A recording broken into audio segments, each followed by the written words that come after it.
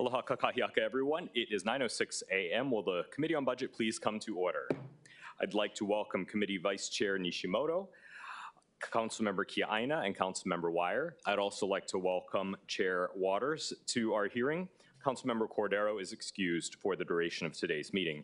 Pursuant to Section 92-3.7 Hawaii Revised Statutes, this meeting will be conducted as a remote meeting by interactive conference technology with the following procedures in effect for the meeting. Members of the public will be allowed to provide oral testimony on all items on the agenda in two ways, remotely and in person in the council chamber. Remote and in-person oral testimony will be allowed when the agenda item is taken up. As both English and Hawaiian are official languages of the state of Hawaii, pursuant to Article 15, Section 4 of the Hawaii State Constitution and Section 1-13 of the Hawaii Revised Statutes, members of the public may testify in either language. For oral testimonies offered in Olelo, Hawaii, additional time as may be necessary will be allowed for the testifier to provide an English translation of their testimony. Before testifying, each person shall state their name. Each speaker may not have anyone else read their statement and is limited to a 1-minute presentation on each item. All persons who have registered to testify remotely by video conference will be called upon first. When your name is called, please monitor your screen and activate your audio feed when prompted. I'll then give persons who have not registered an opportunity to offer testimony. Please utilize the raise hand feature in Zoom to be called upon. For those joining us by telephone only, please press *9 to indicate your desire to speak. I'll identify you by the last 3 digits of your phone number. And when your number is called, please press *6 to unmute yourself when prompted. Some friendly reminders and tips: please video conference from a quiet location if possible. If you're watching the proceedings on Olelo, please mute your television at the time of which you're called to testify. And when the timer on screen reaches 0, please conclude your remarks promptly. Once all the remote testifiers have testified, I'll proceed to in-person testimony in the chamber. Persons who have not registered will be given an opportunity to speak following the oral testimonies of the registered speakers. HRS Section 92-3.7 requires all votes at remote meetings to be conducted by a roll call unless unanimous. Therefore, I'll first call for objections, and if there are any, I'll call for a roll call vote. Written testimonies, including the testifier's address, email address, and phone number, will be available to the public as described in the posted agenda. And as a courtesy, please turn off all cell phones. Members, we are still waiting for the printed copies of the presentation to be given with regard to Bill 60. So if there's not any objection, so that we maximize our time, I'd like to take Bill 2 out of order. This is agenda item number 3. Bill 2 addresses certain funds. Members, we do have a posted proposed CD1 submitted by myself, and the amendments are listed on the agenda. We have with us, do we have the Director of Budget and Finance on Bill 2? This is agenda item number 3.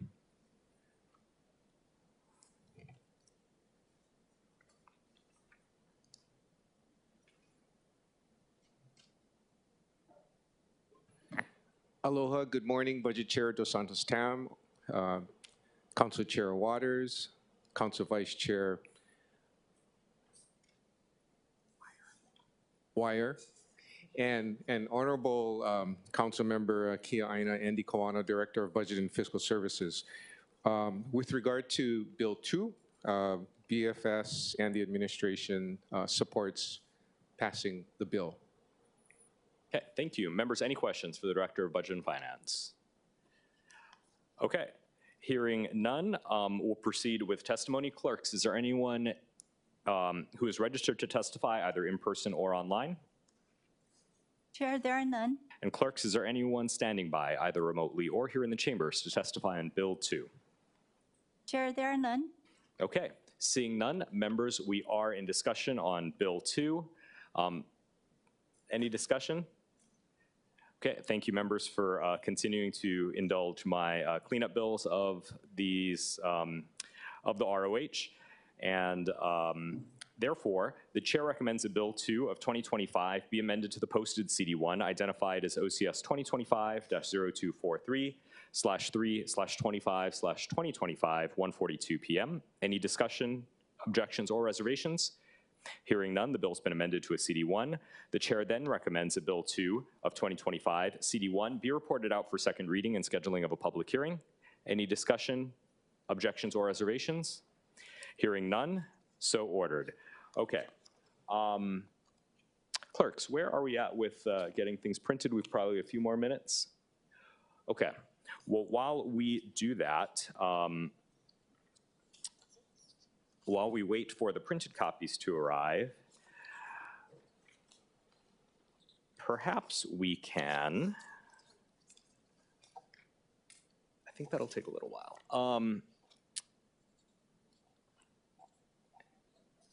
Do we have Director Morton here? Not yet, okay. Okay, in that case, why don't we recess for just 2 or 3 minutes while we wait for the printed copies of the presentations to arrive. Brief recess.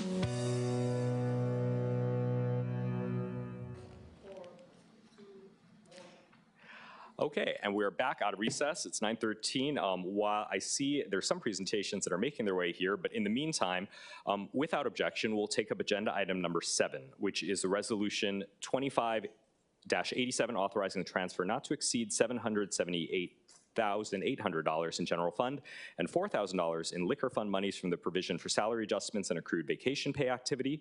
That's a current expense character of expenditure to the activities of the executive agencies. Salaries, character of expenditure to fund authorized pay increases and accrued vacation payouts. We have with us Director Andy Kawano, as well as the Director of the Liquor Commission, to testify on this item. Thank you, Budget Chair Dos Santos-Tam, Honorable Council Members, Andy Kawano, again, Director of Budget and Fiscal Services. To discuss more of the details of the transfer, we have Mr. Sal Patilos here. He's our Liquor Commission Administrator. So I will call Sal up to provide the details for the transfer. Thank you. It's an operating transfer. What's the mechanism for that?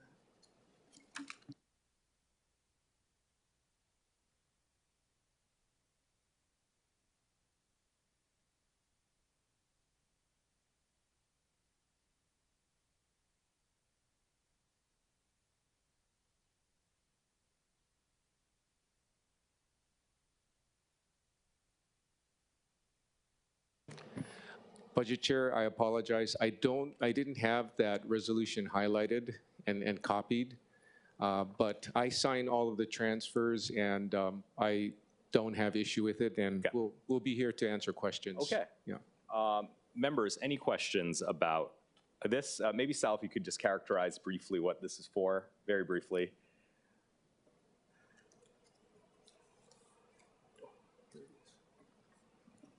Mr. Chair, Sal Patilos, Administrator of Honolulu Liquor Commission. I think my only concern is trying to understand what mechanism is being used here simply because of the restrictions on the use of revenue for the Liquor Commission. HRS 281-17 limits the use of those funds to Liquor Commission operations and administration. So just a question, I'm trying to understand what mechanism is being used. And my understanding is it's only $4,000 in liquor fund monies, and it would be for salaries, which ostensibly are part and parcel of your operations. Is that the case? You mean 4,000? Yeah. And then the rest is general fund?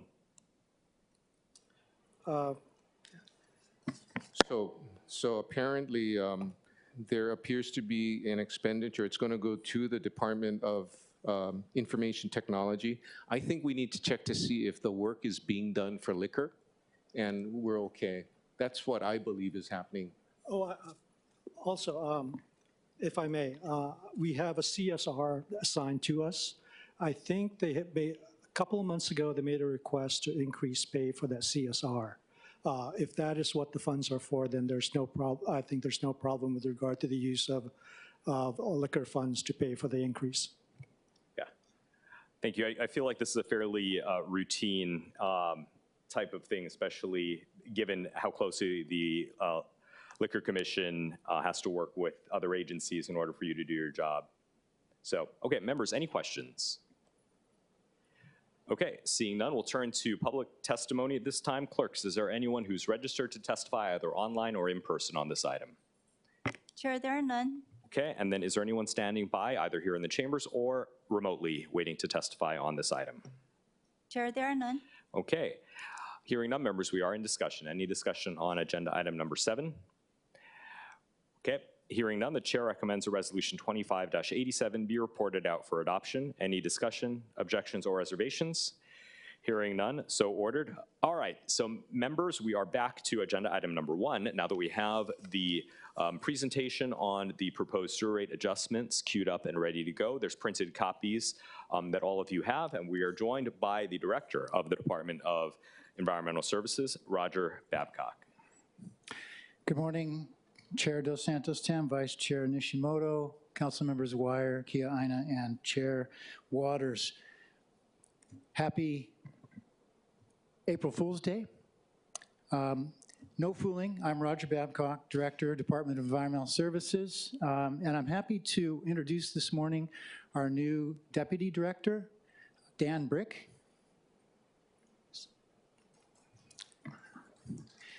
Thank you. That's Brick, pronounced like brick, like don't throw that brick at me, which does apply to this session today. But seriously, I'm very much looking forward to working with the committee and with council on this really important bill on sewer fees, Bill 60. We made a presentation last month, Chair, and the presentation before you just adds a few slides, and it didn't even change the date. It has the wrong date on the first slide.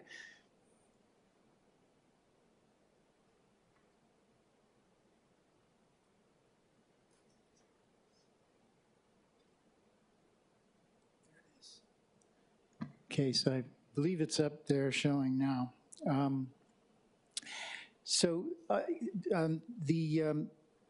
The material, a lot of the material will look familiar because we went through it last month. I know a lot of it's for the benefit of Chair Waters, who wasn't able to attend last month. Let's see if I can get this to work.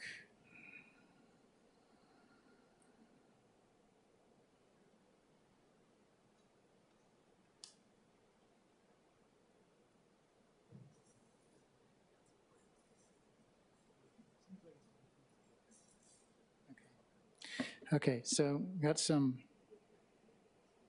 basic slides here, just overview of what ENV does on the sewer. We've got the 2,100 miles of pipeline, 71 pump stations, 72. We have 9 wastewater treatment plants. We serve 780,000 roughly customers or population, which is about 75% of all the population on Oahu.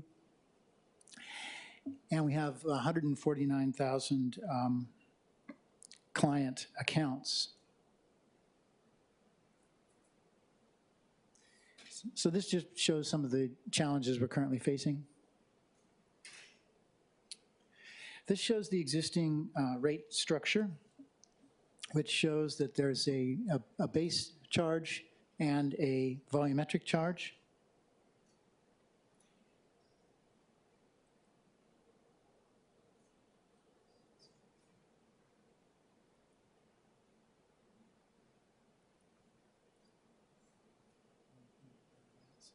This shows the non-residential, so we have residential and non-residential customers. 140,000 of the accounts are residential, only about 9,000 are non-residential.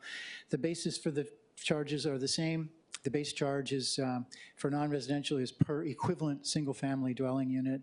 The volumetric charge is the same for all water, no matter what customer class it is, $4.63 per 1,000 gallons.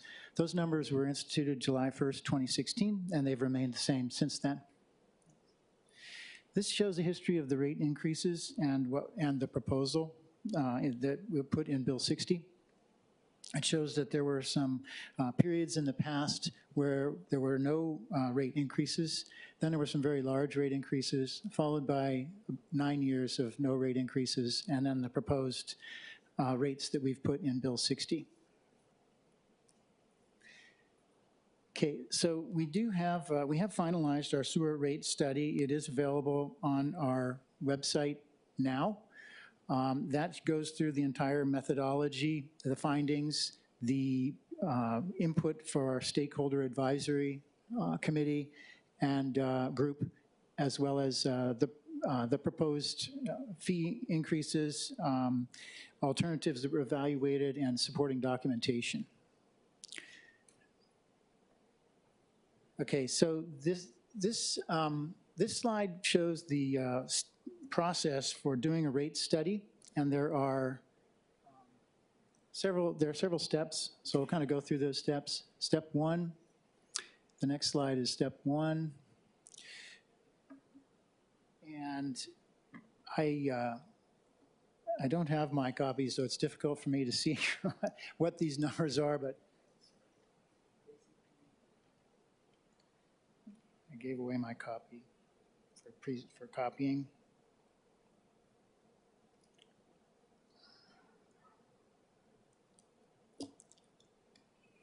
Thank you.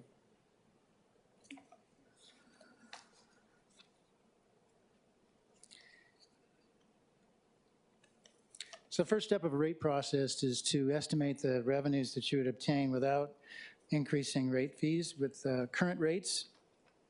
So this shows, this slide shows what that would result in. It shows the total annual revenue without a rate increase by year, starting with fiscal year 26 and going out through fiscal year 35. So you see 471 million up through about 452 million over time. And it also shows the existing obligations without issuing any new debt. So that is the operation and maintenance cost plus existing debt service without issuing any new debt. So that's step one. Step two is to look at estimating the revenue requirements. So this is the projections for revenue requirements. It consists of operation and maintenance, which is the green bars. And basically the way that's done is it takes the existing budgeted amount for fiscal 25, FY25, and it adds inflation for each year moving outwards. Inflation was 4% for FY26, 3.5%, and then 3% for the remaining years out through year 10. The other part is a small amount for reserves that are required, and then the biggest part, the magenta bars, is debt service. Currently, debt service is around is about 50% of the total budget, but issuing new debt will make the amount of debt service increase over time, as shown. So the next slide shows the numbers for essentially from that from that previous figure. So it separates out the operation and maintenance. So in FY26, you got 231.6 million, existing debt service 179.4 million. New debt that we anticipate issuing is 21, debt service on new debt issued is 21.6 million, and reserves is 12 million. So it shows the total expenses prior to any cash-funded capital projects is 444.9 million. And then we do spend some cash on our capital projects, 149.8 million. So the total budget there is 594 million, including both operation maintenance and cash, debt service and cash spent on projects. So if you look at the far right column, you can see the totals. And so you can see that we expect to spend about 8.45 billion. And of that, the total expenses prior to cash funded capital is the 5.96 billion. And the cash fund, we can see we're expecting to spend a lot of cash on our capital programs, almost 2.5 billion. So the difference between debt service and capital program is the benefit of using debt, issuing debt instead of paying cash for everything. Okay, so the next slide shows the capital program. And as shown over this 15-year period, not just the rate setting period, but the 15-year period is a $10.1 billion program. It consists of many things. Part of it is the completion of the 2010 consent decree. The main project remaining is phase 2 of the Sand Island wastewater treatment plant upgrade. That's the orange, the large orange spike there where it gets finished off. And then all of the other types of projects that we do are shown in the other colors. A little bit more, next slide's a little bit more about the consent decree. I think we're all familiar with that. It was issued in 2010. It consisted of 3 phases. We've completed the first 2 phases, and we're working on the 3rd phase now. We were given 25 years to complete all the projects, and that was intentional in order to be able to be something that the city could afford. The next slide just gives a little update on phase 3, which is the Sand Island wastewater treatment plant upgrade, the only part still remaining. We broke that up into 2 phases. Phase 1 is under construction. It's about 60% complete today. Phase 2 is in design, and it will be an additional 70 million gallons a day, so the total with 90 million gallons a day capacity. That one has to be finished by December 31st of 2035, and both phases combined have a cost of about 2.5 billion. But most of that money will be borrowing and financing over 30 years. So step 3 of the rate study is shown in the next slide. And step 3 is to determine the rate increases to meet the revenue requirements using various rate structure alternatives. So the proposed rate increases are shown at the top row, 9% per year for the first 6 years, then 8, 7, 6, and 5%. The total of that's overall, is 115%. That's for the entire revenue requirement. The amount that each person's bill will increase is different depending on how much water they use because of the volumetric charges. The additional rate revenues are shown there for each year. And so what you see is the additional rate revenue needed over that 10-year period is on the far right column, $2.816 billion. That's the additional part, and that the total adds up to the revenue requirements. So in 26, it's 430 million, and when we get out to 2035, it's 746 million. So we didn't just evaluate the one row at the top. We did evaluate various other alternatives. Those are shown in the table below, the second table there. And so there are other ways to achieve the revenue requirements.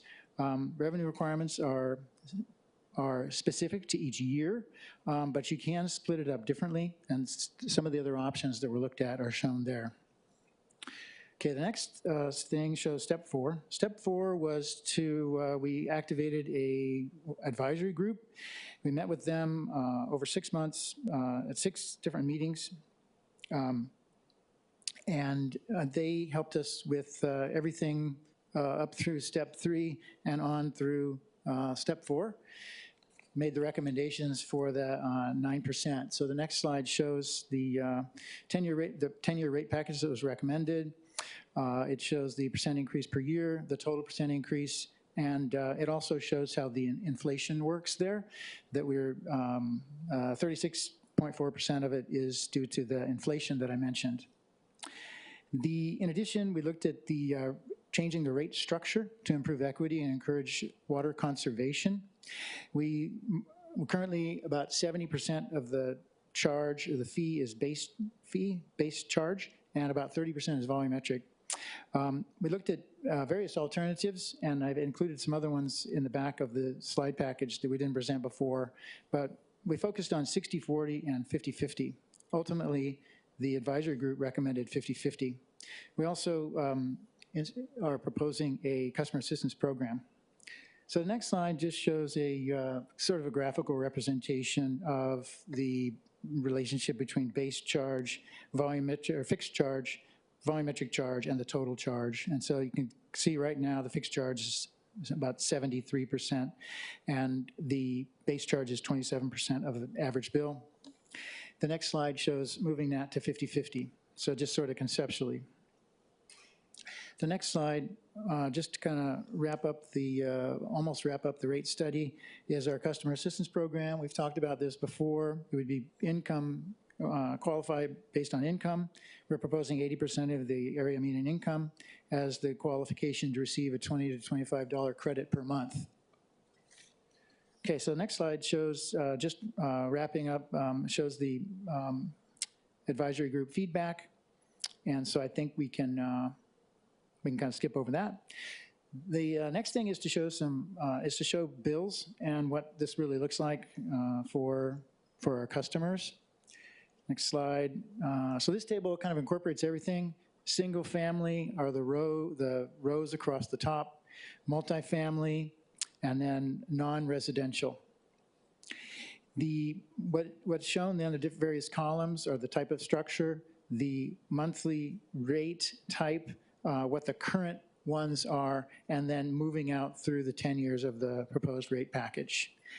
And what you see is we did a 4-year phase-in of moving from 70 to 27% to 50-50 in order to reduce rate shock for the folks that are the higher end users of water.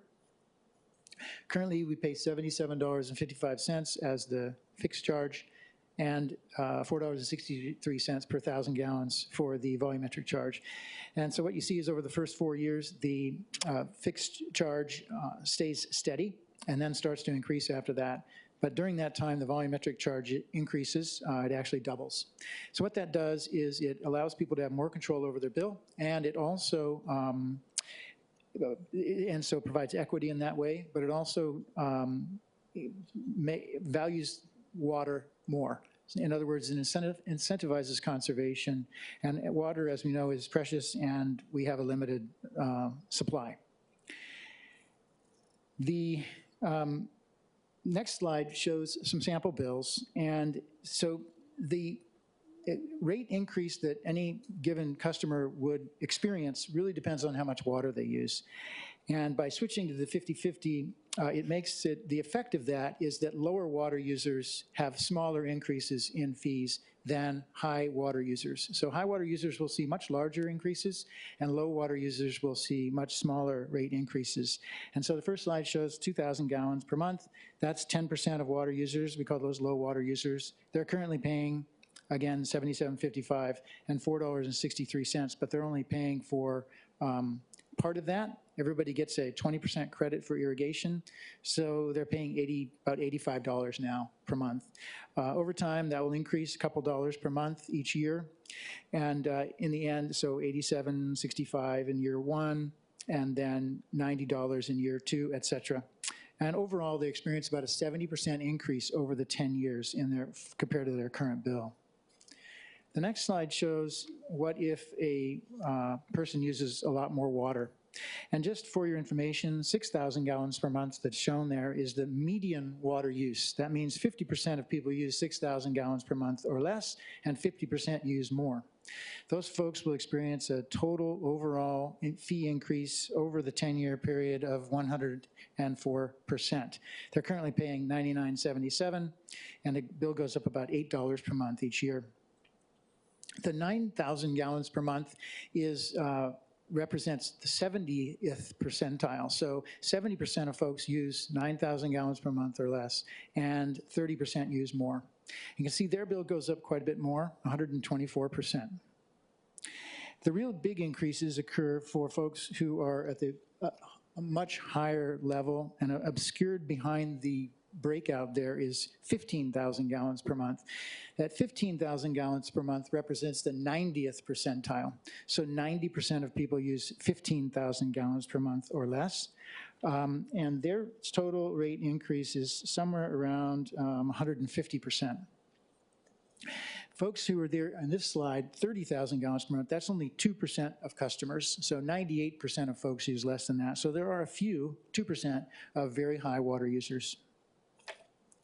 The next slide is just talking about non-residential, and I think maybe we'll just skip that and we can come back if there are questions. Briefly, we've shown these before, but I'll just go through them really quickly. We have done quite a bit of public outreach activities. This shows some of the events and things that we've done there. The next slide shows the neighborhood boards. We've now made it to all 33 neighborhood boards, starting in October, November, December, January, February, and March. The final next slide shows the sewer fee increase town halls that we had. We had 11 of them we've completed, and we were able to hit all 9 council districts. The next slide just shows some of the media coverage that was received. Okay, next slide. So I do have a couple more here that I wanted to point out, and one of these is about the revenue bond program. And every year, the Environmental Services issues municipal sewer bonds. And this is on the open market, and we, as part of that, we have to get a bond rating each year. And so we hire the bond rating agencies to do that for us. And they come here and they look at stuff, and they look through our information and what's called an official statement. And we make presentations, and they ask us questions, and then they take the information back to their rating committee, and then they come out with a rating. And so we get two ratings each year, and the ratings are dependent upon your financial condition and stability and state. And so we do present to them all of our operating capital program, as well as our projected debt service and our projected sewer fee increases. And we have presented to them the last 3 years that we would be increasing fees in FY26 and we've presented them always with a 5-year package of 9% per year for 5 years. The next slide shows a little bit bigger version of some quotes from our Standard & Poor's credit rating report from last year. And I think it's worth reading, so I'm just going to read it. This rating assumes the 5-year rate package will be adopted in 2025 and implemented in fiscal year 26.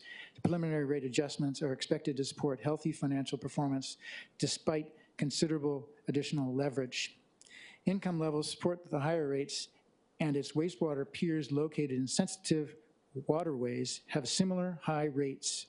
Further, management has taken a comprehensive and transparent approach to rate setting, including a rate study to optimize the rate structure and a 5-year minimum rate plan to address the CIP through 2040. The downside scenario, if the upcoming rate package doesn't support financial performance commensurate with the management projections, causing cash and debt service coverage, DSC, to deteriorate, we could lower the rating. So that's what we would be concerned about not passing a rate package.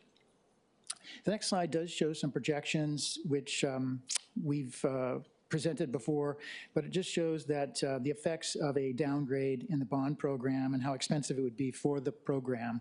This is just looking at the effect on the sewer program, the sewer enterprise, but there would also be effects on the general obligation bonds as well, because there would be less security for the sewer program, and they would think that that would impact the general obligation bonds. The next couple slides, I'll skip over a couple here. You can look at there's a comparison to some other cities. Then the next one is another comparison from an annual study that's done by the National Association of Clean Water Agencies. And then the next one shows some numbers associated with that previous graph. The one slide that's new is this next one. This is there's a CD1 proposed, the second CD1 that's proposed recently. So we wanted to kind of go through what that would mean in terms of transfers required from the general fund. So what we see is across the top is the fiscal year.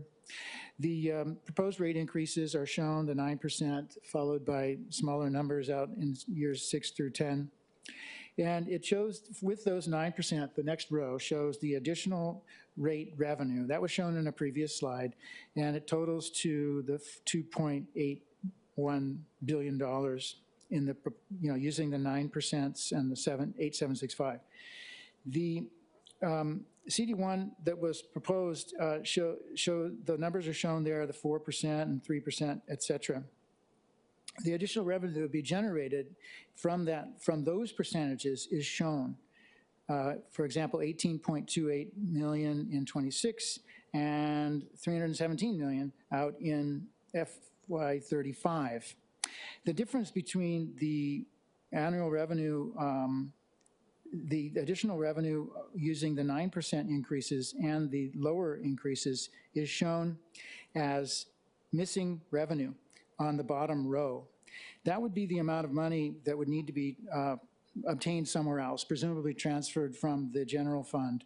And we see that this year it's about 22 million, but that rapidly increases so that in just a few years you need to find over $100 million or even $200 million out in FY31. And so that the shortcoming over the 10-year period, it totals $1.58 billion in comparison to the revenue requirements. The next couple slides was something that was discussed with Committee Chair Dos Santos-Tam, and it's been discussed at folks ask about it at committee, at hearings and at town halls. This shows what if we were to look at some different additional breakdowns or shifts between fixed charge or base charge and volumetric charges. The row across the top, the first two rows show the base charge and volumetric charge that's been proposed with the 50-50 split. If we're to make the split even further so that volumetric charges are larger, say 55%, or 60%, or 70%, or 80, or 90, or 100% volumetric charge, it shows then what the base charges would be and the volumetric charges for each of those options. And in all cases, it generates the same amount of revenue that's required to meet the revenue requirements in each year. So the revenue is the same. It's just shifting whether it's fixed charge or a volumetric charge. So there's a lot of numbers there, and you're free to look at those. But what does that mean for bills? The next few slides show what that means for bills, customer bills. So the top set of numbers there that are small on the screen, but you can see them on your handout. Those are what has been proposed and what was shown in those earlier slides. The difference is that the volume of water is shown as column number 1 there, and then the bill per month is shown going across the rows for low water user up through really high water users. And in the final row, final column, sorry, on the right, it shows the total % increase experienced by the various levels of water use. So moving from there's sort of 3 tables here, moving from the top table down to the second middle table to the bottom table, what you see is it shifts more and more of the additional revenues additional costs to higher water users as you do this shift to a higher volumetric charge. And so if you go to a 40/60, for example, then the low water user experiences only a less than a 50% increase over the 10-year period. And the median water user of 6,000 gallons per month gets about an 89%, I think that says 89%, as opposed to 104%. It can go, we took it all the way to the extreme, the next couple slides of going to 30/70, 20/80, 10/90, or even 100% volumetric charge. And so those are there kind of for information. Any of those sets of numbers is possible as an alternative to what we've proposed. One last item that I wanted to add, and I'm going to ask Andy Kawano to comment, was some other additional concerns about the use of general funds.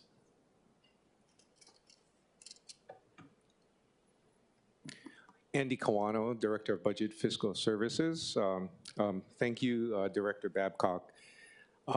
In my past testimony, I've said that the sewer fund has to be strong. Specifically, the sewer fund is supposed to be self-sustaining with regard to paying for O&M and debt service. I looked at, because I signed all the bond documents, bond agreements, we all review the preliminary and then the official statement before we issue bonds. And in those documents as well, I did a keyword search, and there is wording that the fund itself has to be self-sustaining. So it has to generate its own revenues to pay for its operations and debt service. The fund is also supposed to be operated in such a way that it really doesn't receive subsidies from other funds like the general fund. Thus, with full disclosure to all of you, it is my opinion that I don't believe using general funds, as we've been headed down the path of doing, using general funds as a subsidy or operating transfer into the sewer fund is the right thing to do. In fact, I think it's impermissible based on documents that I sign. So wanted to share that with you. I don't believe and don't recommend doing so. Okay. Members, with that, any questions for the director or the director of either ENV or BFS? Council Vice Chair Wire and then Chair Waters. Thank you, Chair, and all the directors. First, for BFS, but don't necessarily need a full response, but could we get maybe a copy of that transmitted to the committee, the bond document, just so we can look at the language?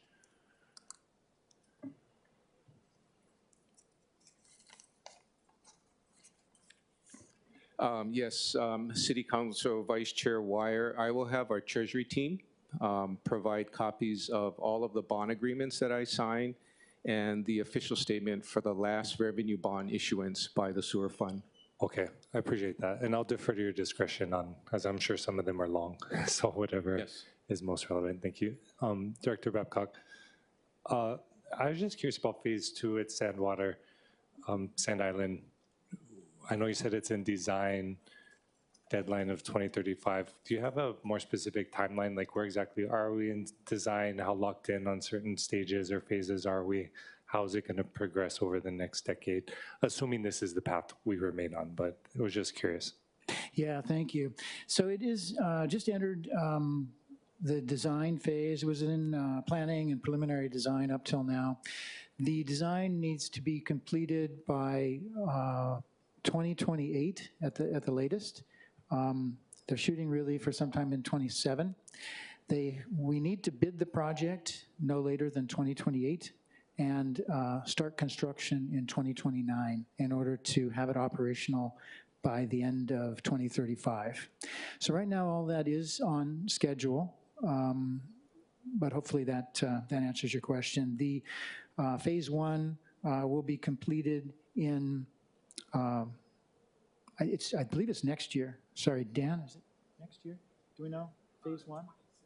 Yeah, 26. So phase one of the Sand Island upgrade will be completed next year. Okay, and when you said bid no later for 2028, that's for the construction? Bid, yes. Okay, Yep. Mahalo. Thank you, Chair. Chair Waters. Thank you so much. Good morning, Director. Good morning. I want to start off by just recognizing the monumental job that you have, not only upgrading our sewer system, but you also have to site a new landfill.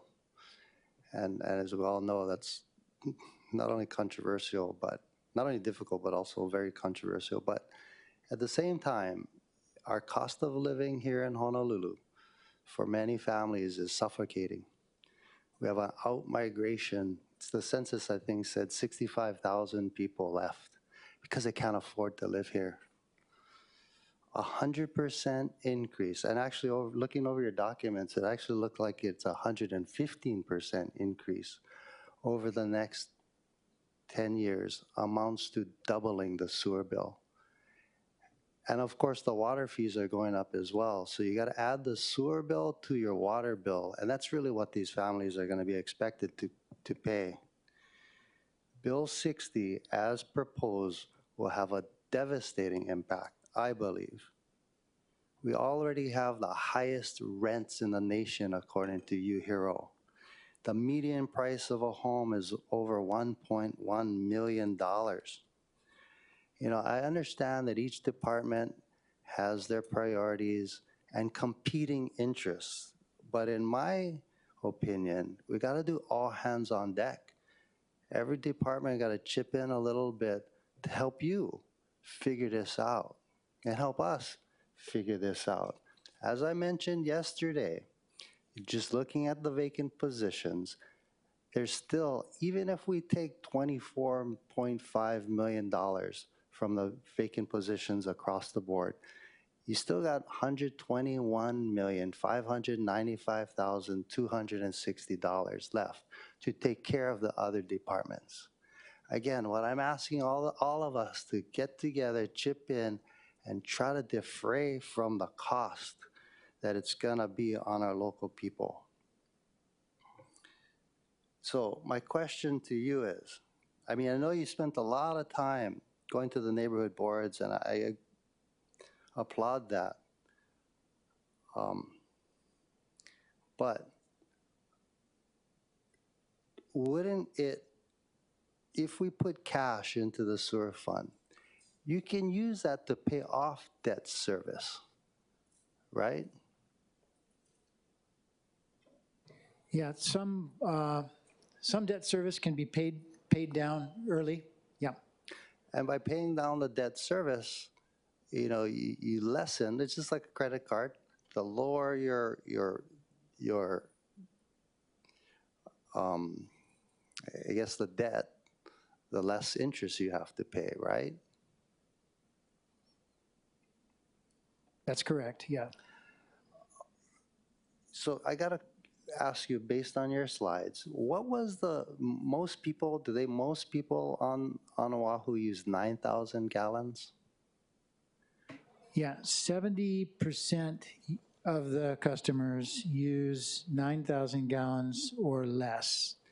The median half-half number is 6,000. 6,000. So 6,000, people using 6,000 gallons currently pay in sewer fees $99.77 in 2024. And that'll go up to $203.78 in 10 years, right? That's correct. Okay, basically doubling it. And then you add on the water charge to that, right? Could you ballpark at what the water charge is at someone using 6,000 gallons? Currently, I know my bill, I use about 6,000 gallons a month, so I know my bill is about $45 now. And I know it's slated to go up somewhat, but not to double, Sure, significantly less than doubling, I believe. sure. But even using 2024 numbers, in 2034, the average bill is going to be $250, right? Yeah, that the sounds right. 203, okay. And of course, it's probably going to be more than that. As far as businesses are concerned, on page 15 of your slide deck, office buildings currently use or pay $16,629. That's a month, right? Yes, that's per month. And just looking out in the out years, that's going to double basically to $31,693 that an office building would have to pay per month in water bill, right? Correct. And of course, utilizing, adding on the water, that's gonna, geez, I can't even guess what that bill is gonna be. Could you tell us what that would likely look like, the bill that the office building is gonna get? So adding the 31,000 to the water usage, what would you say? $35,000, $36,000 a month? Yeah, I think it's really hard to estimate because each of them, they use, it depends on how much water they use. So this is just one specific existing real office building that uses almost 1 million gallons of water per month. So they are paying, per 1,000 gallons. And I'm not familiar with the full rate structure, so I'm not really sure what their water bill would be. Sure, I appreciate that. But if you pass that on, the building's gonna pass it on to the businesses, right? So they're gonna pass it on to their doctor's office, their dentists, their pet groomers, their florists, and the other tenants, which ultimately would be passed on to the consumer.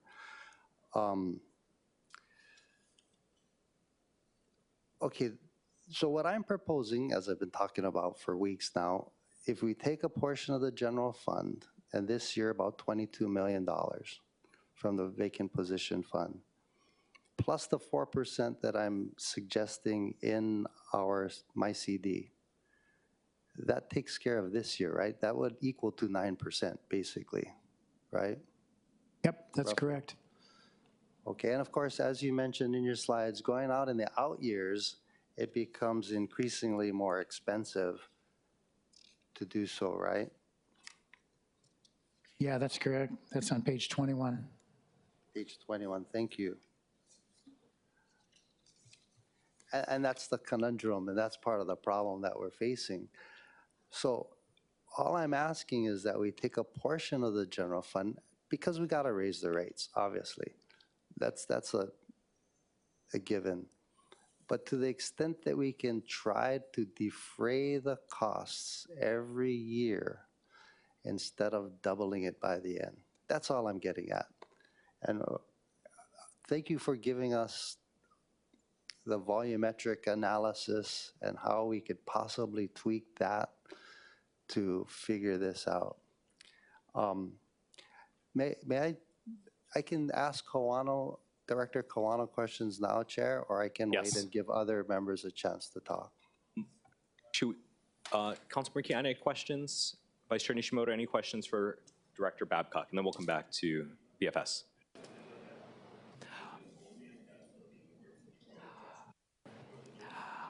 In that case, why don't we proceed with BFS? Thank you. Director Kawano, you said, I quote, the sewer fund is supposed to be self-sustaining, right? That's what I said, yes. It's supposed to be self-sustaining, and it's not, correct? At this point, it's not self-sustaining. It currently is, but going forward, if we don't adjust the sewer charges, it won't be. And there hasn't, well, the last 4 years since you've been the director, right? Didn't you think about this going forward, about how we could defray some of these costs? Because we haven't raised the rates in 8 years, actually, right? Yeah, so the rates were not increased since 2016, so well before, our 4 years.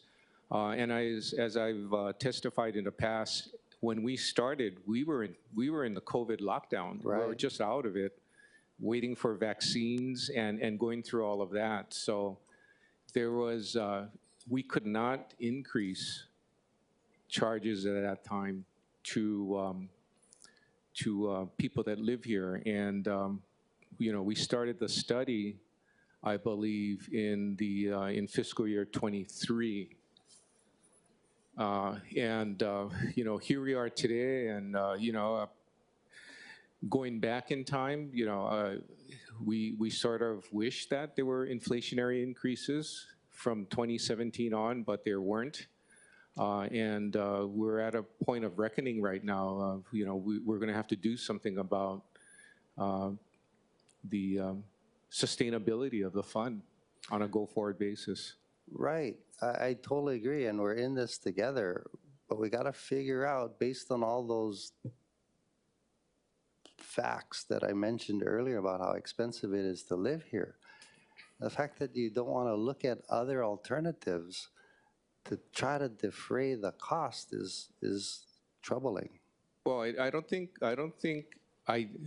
not going to say I don't want to do that. I'd like to look at other alternatives, but over time, we have issued revenue bonds on a tax-exempt basis. My predecessors and I have signed bond documents that have requirements, clauses that require that the fund be operated on a basis that's self-sustaining.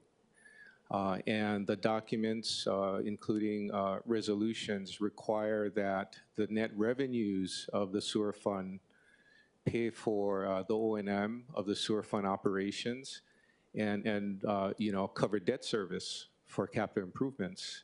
So what happens if this council does not pass Bill 60 and we just vote no? So if you vote no, what's going to happen is there's going to probably be additional due diligence by our rating agency the next time we schedule a bond issuance, and they're going to evaluate what we've done in the past and the change. The past indicates that when council and the administration have decided to increase sewer charges, they in fact did that. So if you look at the whole history, going back a couple decades, when sewer charges had to increase, increases were implemented. What will happen is it's very likely that our rating for the sewer fund will go down from AA+, and we're going to pay more in debt service. The interest cost will increase. That's what I'm saying. We take general funds and pay down the debt. Pay down the debt. But it's, with all due respect, Council Chair, it's left hand, right hand. And if we create a fixed cost commitment on the general fund side, there's also a possibility that the rating agency team that looks at the GO bond issuance downgrades the GO bond. There is a risk that that happens as well, especially if the commitment increases over time. Because ratepayers cannot write off the sewer fee that they're paying in their taxes, right? With maybe the exception of the businesses. But homeowners, they cannot write that off on their federal taxes, right? You're nodding yes. Thank you. That's correct. Think about it. You can write off your property taxes, right? I haven't done my taxes recently because my wife does them. I'm embarrassed to say, but if you decide to go with the standard deduction, I'm not sure as to what can be deducted on an itemized basis, because you always have the option to go with the standard deduction when you do your income taxes. I'll check with my wife, and next time we talk, I'll update you. Okay. Okay. Well, I appreciate your opinion, but I respectfully disagree. Thank you, Chair. Thank you. Members, any questions? Vice Chair Nishimoto. Thank you. For Director Quano, I just wanted to clarify something. So is it your position that the Sand Island improvements can only be paid for with sewer fees and sewer revenue bonds? Yes, it should be, So because we set up the fund for that purpose many years ago. we cannot use geo bonds and we cannot use cash. I am not going to go as far to say that it cannot be used, but I will say that if we do use general funds by a transfer from the general fund into the sewer fund, I have a concern that we are violating our bond covenants. Okay, can we use geo bonds? So I believe it's very similar, right?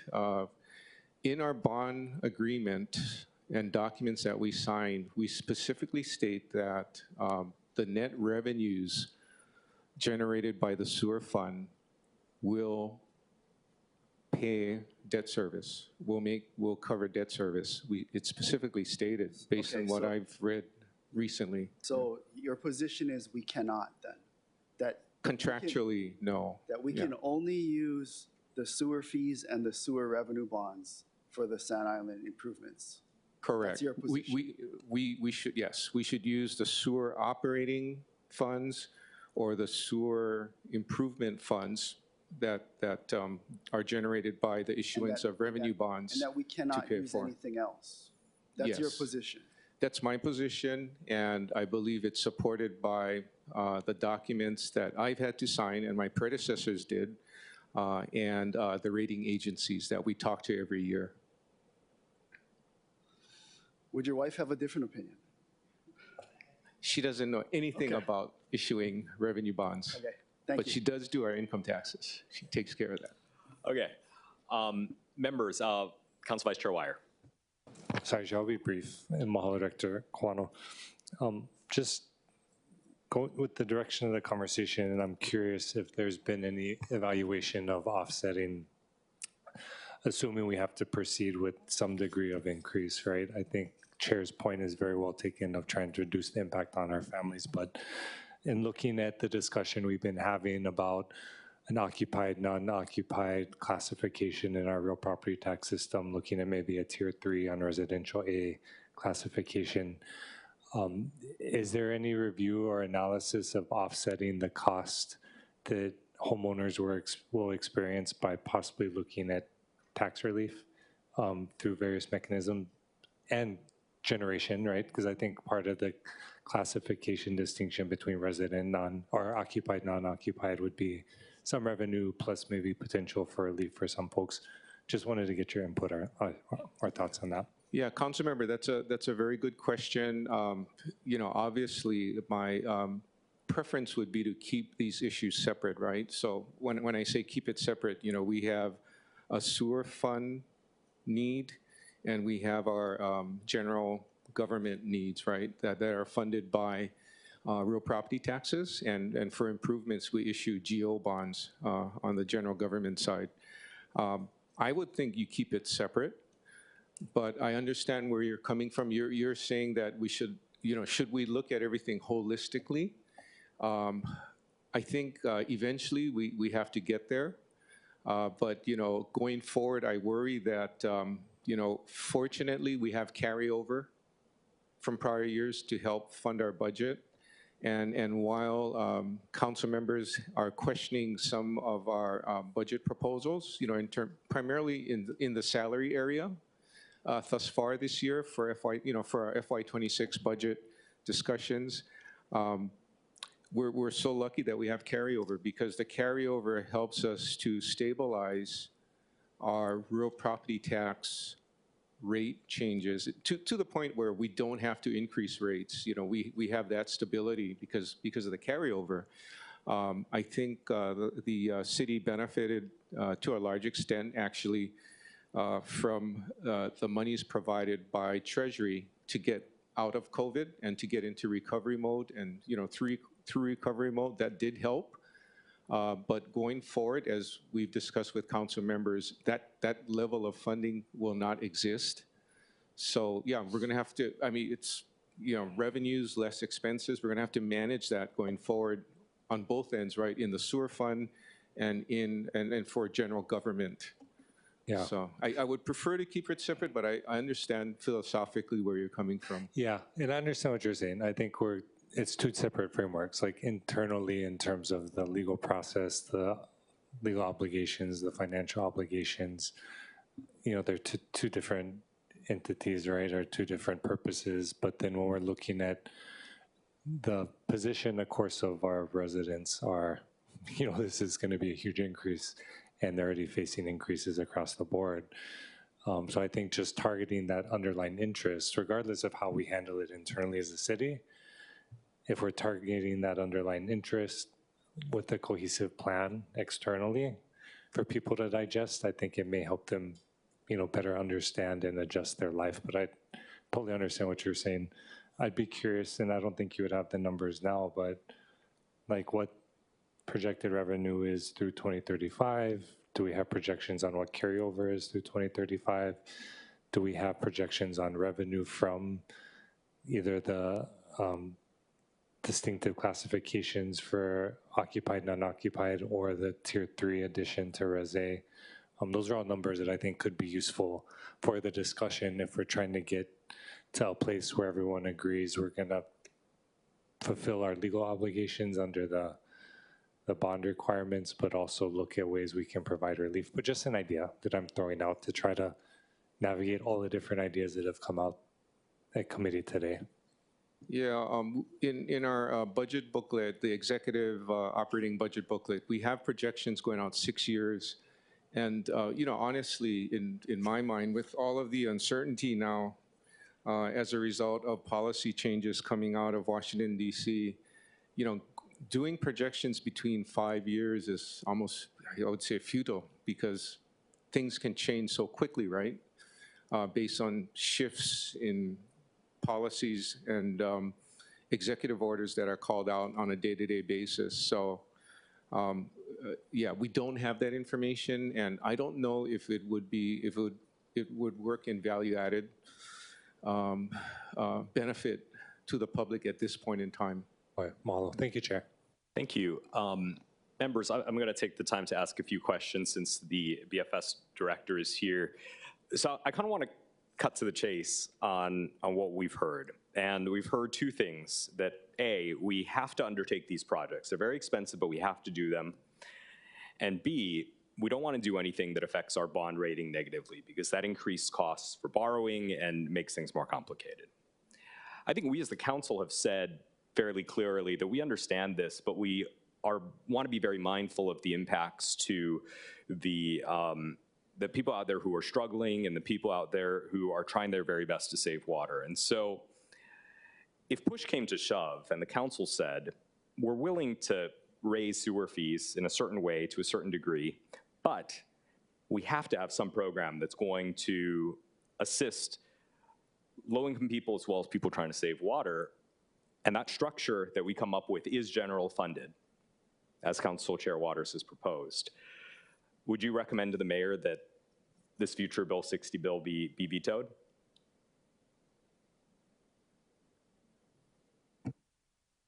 So with regard to vetoing Bill 60, which version are you talking? Are you talking about the original? This is a hypothetical version where we direct general funds, as has been proposed throughout the budget process. What I would do is share fact based on what I know. The decision to veto will be determined by Mayor himself with input from the managing director and the rest of the administration, including Dr. Babcock. But from BFS's perspective, I will share what I see and share my opinion. Okay. You know, don't take anything wrong. I do realize we're at a tough spot now because of where the economy is currently, and the fact that a lot of households are struggling. Households and renters are struggling. Yeah.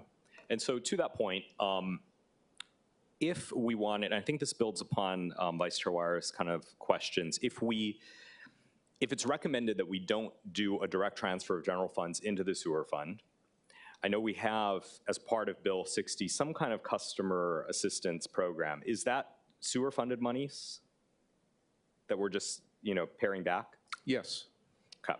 And then could we hypothetically set up a special fund, a Chapter 6 fund or somewhere else, where we place general fund monies and this offer direct rebates back to customers? I mean, I'm trying to think of many ways to like skin the cat here, because I think our goal is to achieve the same thing which you just mentioned, right? So is this a structure that could be viable and wouldn't affect the sewer fees, analysis? We're willing to look at other structures, but at the end of the day, what I would do is lay everything out and assess the flow of money, because at the end of the day, we have set sources of money, and for the city, the larger sources are limited. The largest one being real property tax, but essentially, it's understanding how the money is received and how it's expended. And if we transfer monies between funds, how those monies are transferred and in what progression that we do it. With regard to a special fund, there is a possibility we could create a different fee, but that, to me, that's counteractive to what we're talking about, because we don't want to create new fees, right? Yeah. And it wouldn't be a fee. It's just a place to park some of this savings that we've identified through eliminating long-term vacancies, other things, and parking it in such a way that we can create some kind of program that goes out. I imagine that's more work for your department, but somebody's got to do it. And we would lay out and problem solve with you and see if it makes sense. Okay. Great. Members, any other questions for Director Kawano? Chair Waters. Thank you so much. What I'm proposing in CD1 is we approve a 4% increase, and then you take the $22 million that we identified through vacancies. That gets you through this year. Then, going forward, it really is on you and ENV to figure out how to make up that difference going forward. That's basically what I'm suggesting. Now, as an attorney, I pay attention to just words. When Councilmember Nishimoto is asking you a question, you could use GEO bonds, or you could use general funds. You didn't say yes, you just said you shouldn't. But just to be clear, shouldn't and couldn't are two different things, right? So we could do it, correct? You could do it, but I strongly don't recommend doing it. Okay. Even for 1 year, that's what I'm suggesting, folks. For 1 year we do it, we put it back on you to try to figure out a constant stream of revenue that we could use without putting it on the ratepayer. One of the things I identified in one of our conversations was the OTAT, perhaps, a portion of the Oahu Transit Accommodation Tax, right? That could go directly into the sewer fund. But having said that, why couldn't we simply use general funds to fund construction directly, thereby reducing the debt?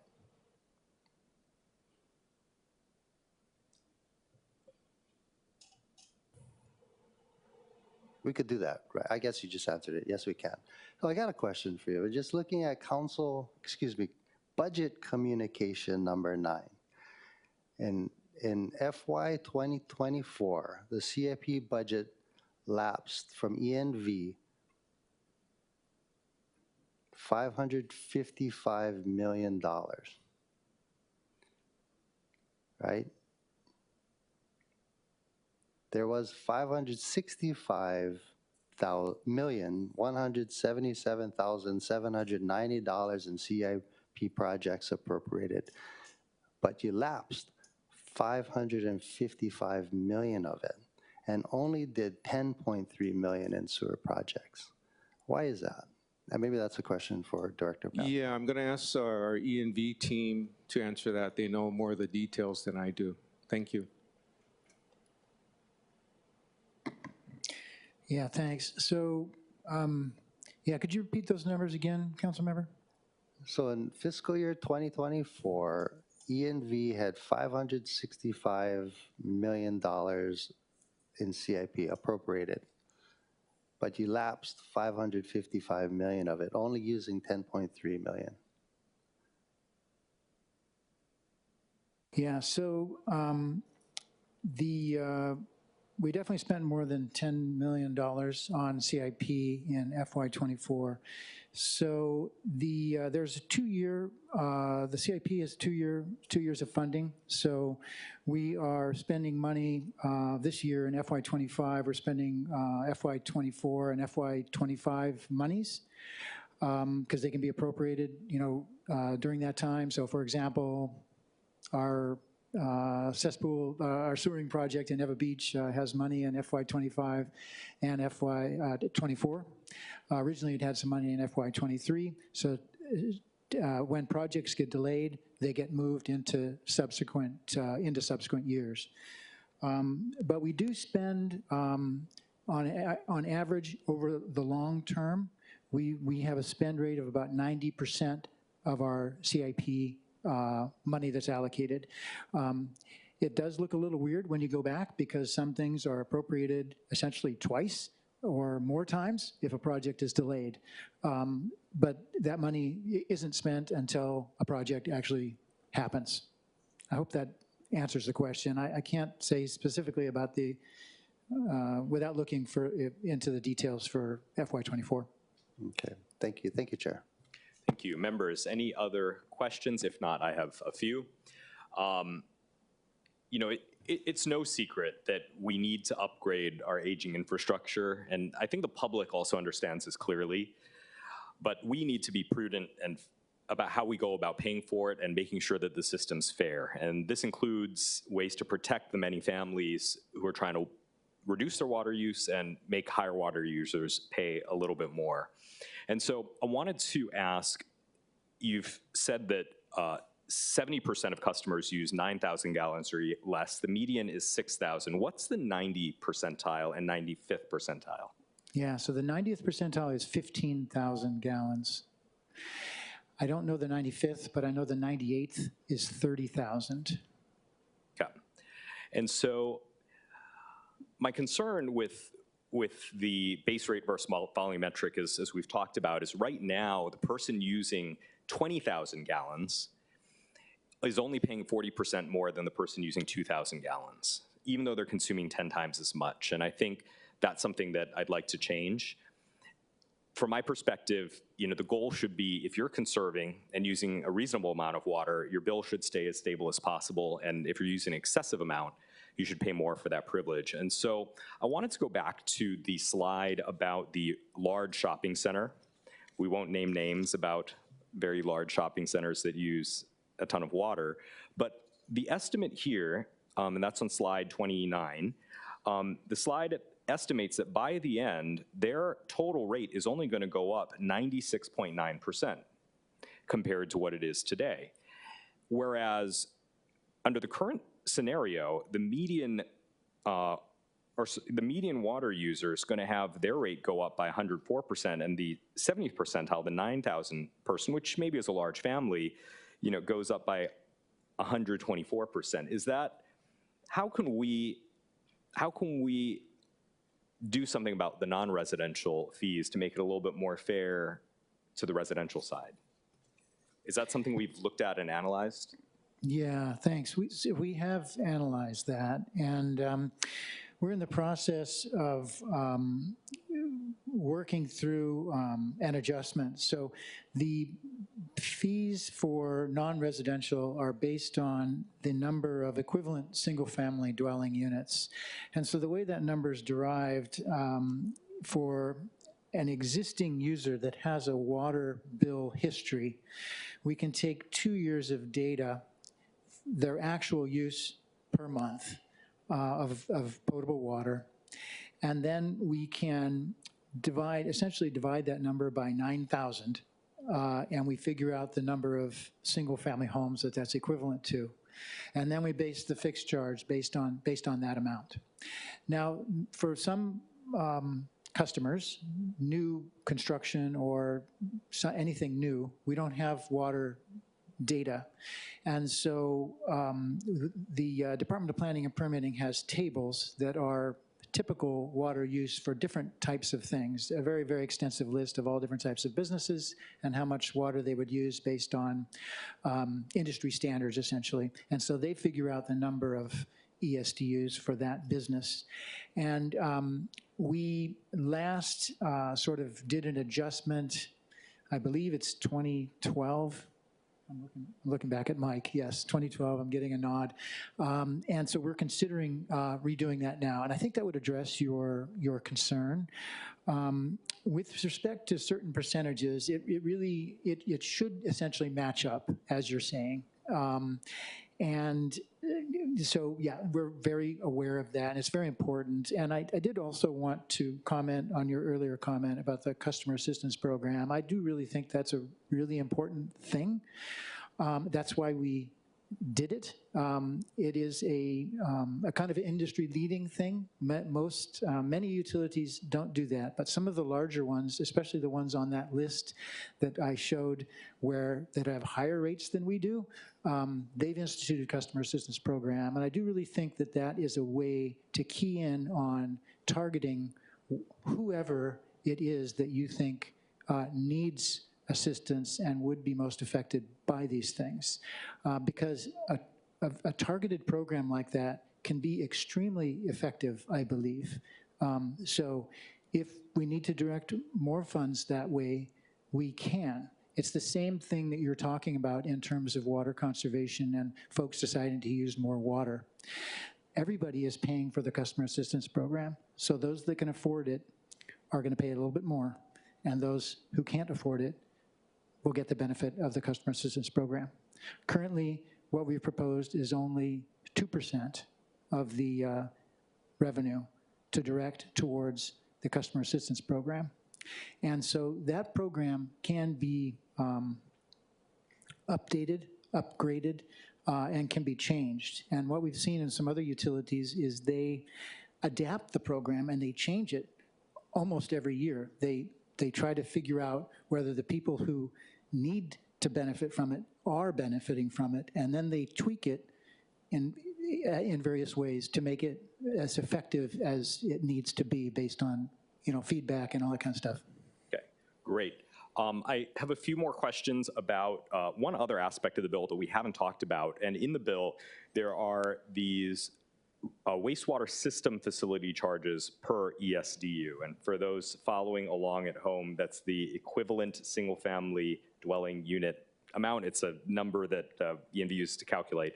But in Section 8, or I guess Section 7 or 8 of the bill, it says that the charge is going to be $6,616 for residential wastewater system facility charge. Low-income housing has a different rate, and non-residential has the same rate as residential. But in the early 2010s, those numbers increased, and now we're proposing fixing it at this amount. Was there any thought given to further escalating this rate, and what impact would that have on the average consumer, or I guess the person that needs to pay this charge? Yeah, so that's a good question. The part of the sort of simplified answer is that wastewater system facility charges account for a small percentage of the revenue. I don't have that exact percentage, but it's available.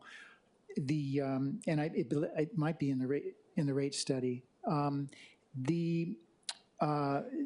is a cost of construction, essentially, that gets, that's where it's realized, is during the construction process.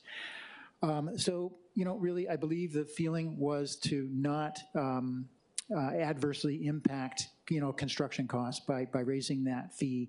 And in order to make any kind of a real difference, it would have to be raised really a lot.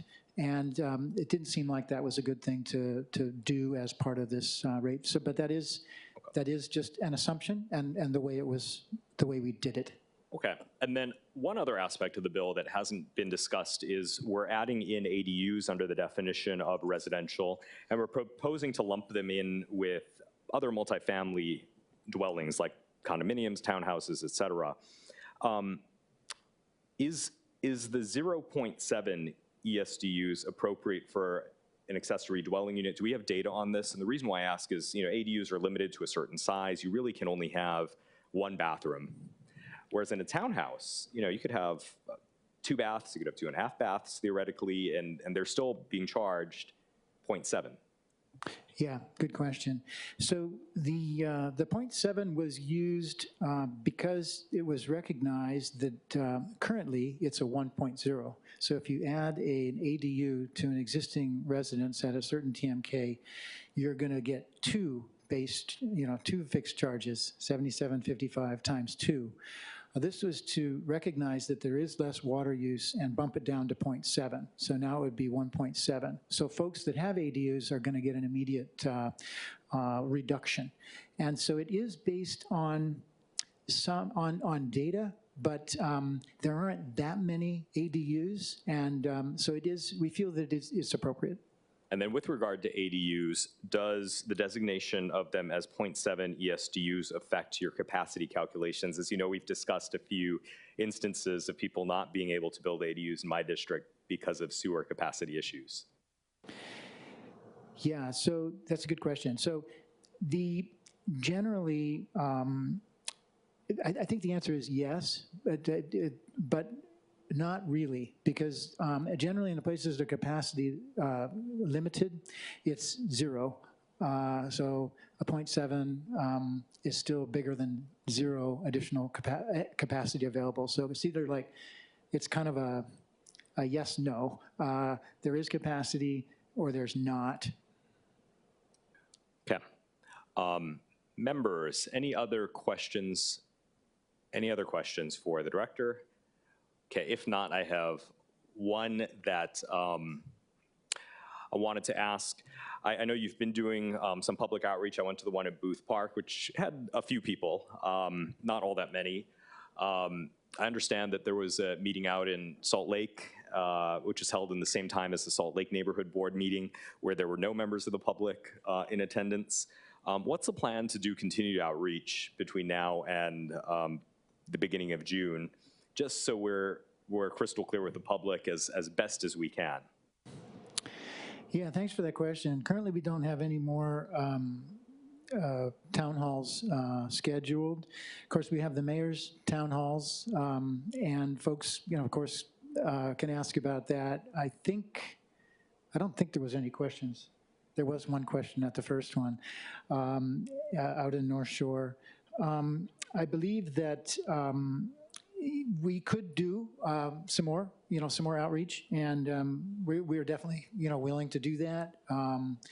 Would be good to, we'd be happy to work with council members on that. We've found that when we've done stuff with Councilmember Wire or Councilmember Kiaina, that we get a lot more people coming out. And so we'd be happy to do that especially if you thought there would be some targeted areas that you'd like us to get to. Okay, good. Members, you heard that clearly. I think we've got some cooperation with EMV to do about getting the word out about this. All right, any other questions? Okay, hearing none, thank you. We're going to take public testimony now. We have, and I'm going to do it in order, starting with the remote testimony, we have Tara Rojas, followed by a number ending in 470. So Tara, please proceed when you're ready. Okay. Aloha, wait, before I begin, I have to ask clarification questions. How long do I have to speak?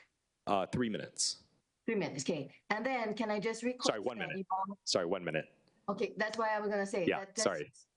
is if there's not a lot of people, if we can have a little bit more. So board member, council members, can you please ask me questions so I can get the information out? Just to let you know, I was the only one that appeared at the Salt Lake. They had left already. And I was the only one that appeared at the Wahiawa one. And I asked questions at the Great. Ever Beach. Well, thank you for your advocacy on it. We'll dive in. Let's hear your testimony, and we'll see if members do have questions for you. Thank you for being. Yeah, so please ask me. So please start. Ask me. Okay, so number one, public outreach. So monumental tasks, but the info did not get to the people because I asked the people out in the park, nobody knew. I went to town, nobody knew. So one, if you haven't, ENB, if you haven't already sent out, can you please send immediately the flyers that you had for the townhouse, send it out to all of us who receive a sewer fee bill. That way we get the information. And in that, add in another paper of info how to testify. Now, I did look at your website. You did add an extra town hall added in Ko'olau Law, April 10th, Thursday. So please send this out immediately, one, before the third reading, and two, before April 10th. And can you let us know when the second meeting, third meeting is? This is going to affect everybody. I asked Babcock, only less than 50 people, total town halls, attended on an island of 1 million plus, okay? So two, again, because community haven't heard, I'm going to speak, for myself on behalf of them. This is just too much, but as I'm listening to you all speak, it kind of comes down, no matter how many, the whole island knows, we get information how to testify, but it comes down to you all figuring out the technicalities. So I would say, just I'm listening, pay down the debt so that we're not paying this much, because I only use 2,000 gallons a month. I showed Babcock my bill. I live in a condo, and it's basically water coming in, water coming out. There's no distinction between like a reading. So if I'm paying like 70, just round it off like now, I cannot be paying like, 140, like 200 while I am, conserving. And finally, it was suggested that if you can have, like you said, to have the hotels or like, other military people have just been sharing with me, can you have, just them pay more as well? And finally, the last thing, at the Nanakuli Town Hall by the mayor, I just want to clarify, are these funds going to be used for, these infrastructure upgrades, or are they also being used to fund salaries? Because the person at Nanakuli said they're used to fund salaries. Okay. So can you ask questions? Thank you. And members, any questions for the testifier? Okay, seeing none right now. Thank you. Phone number ending in 470.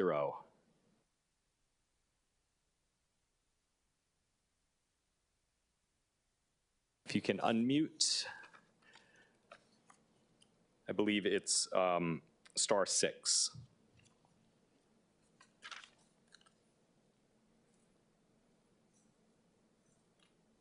The testifier is not responding. Oh, there we go. Okay, you're unmuted. Please proceed. We can hear you. Yes, please proceed and identify yourself. Yes, thank you. My name is Frank Doyle, and I'm focusing on two areas of integrated planning. The city recently completed their integrated planning feasibility study in March of 2005, and I won't go through everything that's in it, but basically it says, you can, ENV can revisit CWA obligations and schedules for both wastewater and stormwater to rearrange projects that prioritize community-defined objectives.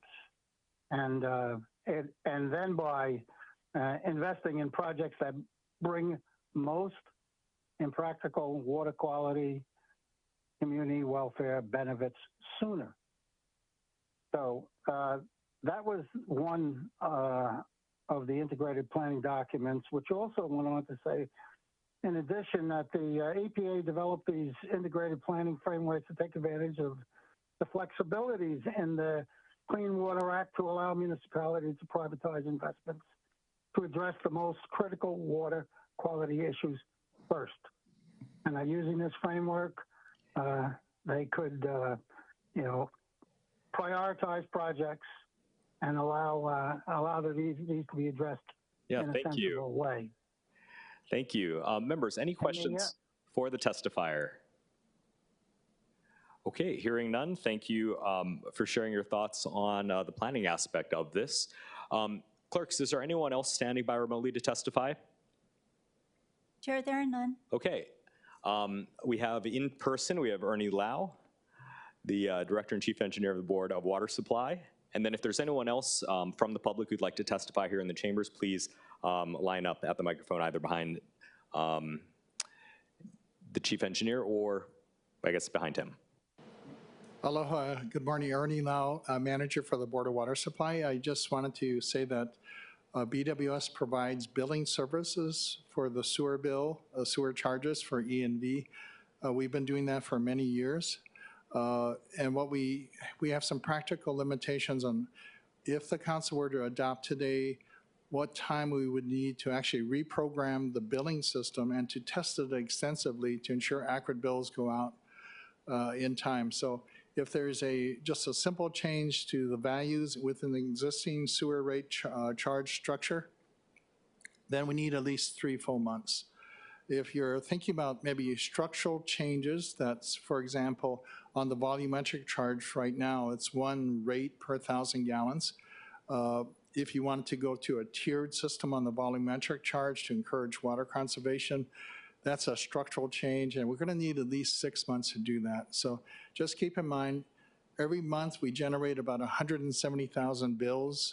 About 90% have water and sewer charges on them. And 2 million bills go out each year by the Board of Water Supply. Thank you. Thank you. Members, any questions? Chair Waters. Thank you. Good morning, Madam Chanel. Thank you for that update. And I know we talked about this yesterday, but I just want to make sure all the members understand what we're talking about.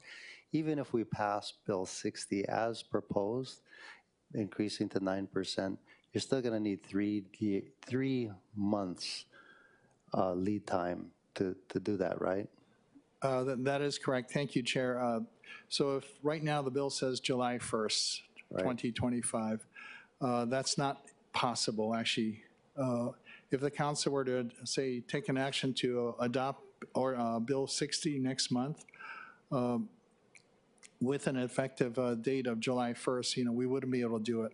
So we'd respectfully ask that you actually advance that date at least 3 full months to give us time to modify, make changes to the billing system, test it extensively, and then that effective date realistically would be, more July, August, September, maybe October of this year. Right. Thank you for that clarification. Next question is Ms. Rojas asked if we could send out to all ratepayers notice that their bill is going to be increased. How difficult would that be? There's some logistical questions that we can check, but if Dr. Babcock would like to have an insert into the water bill that goes out from the Board of Water Supply to those customers that have both a water and sewer charge on that bill, we could work that out. It can be done. When we went through our rate increases in 2023, we did do a full bill insert explaining all the proposed increases. Then we also did another after the rates were adopted to let people know what the final rates were that were adopted that was adopted by the council board. Okay, thank you. Thank you, Chair. Yep. Members, any other questions? Vice Chair Wire. Actually, never mind, Chair. Thank you. Thank you. Any other questions? Okay, if not, thank you for your mana'o on this issue. All right. There being no other testifiers here in the chamber on this, members, we are now in discussion. Vice Chair Wire. Thanks, Chair. I just want to ask a quick question for either BFS or ENV about the timeline, because I know we had previously talked about when we would need to adjust the rates. So can you walk us through that again? Because we're having a pretty hearty discussion, and so I just want to get feedback on, and then, with Board of Water Supply noting they may need 3, maybe even 6 months if we're going to do some type of rebate program, which I think is an awesome idea, in addition to the program you're doing. But can you just walk us through the bond implications in terms of how much time we have to do this? Yeah, so I believe the question is about the bond implications in terms of the timeline. Yeah, so we would anticipate issuing bonds this fall meaning we would start a new sort of rating process in the summer, perhaps July sort of timeframe. So if the new rate package is adopted prior to doing our official statement or preliminary official statements, then it should be no issue at all, assuming we pass the rate package. And then the... Say, just to clarify, so passed irrespective of implementation dates or deadlines. So say it takes effect September 1st. We already know what the structure is. We're giving Board of Water Supply time to implement. Does that still qualify for what you're saying is enacted, or would it need the new structure to take effect at that point? Yeah, no, I believe it would qualify. Okay. Yep. All right, thank you. Thank you, Chair. Okay, thank you, members. Any other questions? Okay, seeing none, we are in discussion. Discussion, members. Chair Waters. Chair of the Santos-Tam, are you considering the two proposed CDs? Yes, that is a very good point. Members, there are two posted proposed CD1s, one from Councilmember Tupola, which is listed on the agenda, as well as one from yourself, Chair Waters, also listed on the agenda. Thank you. So I'm suggesting that we adopt my proposed CD1, which would increase in 2025 the sewer fee by 4%, in 2026 4%, in 2027 3%, 2028 3%, 29 3%, 33%, and in 2030 3%, and 2031 3%. 2032, 3%, and so on and so forth. And the reason here is, members, I kind of want to put it back on the administration to figure out a way going forward on how to supplement the not just the sewer fund, but how to lower people's rate and what they're going to be paying. So this year, we've already identified $22 million, actually more, $24.5 million in vacant positions that can be used to either pay down the debt, one, two, use to finance or pay for construction projects, or three, just to supplement the sewer fund.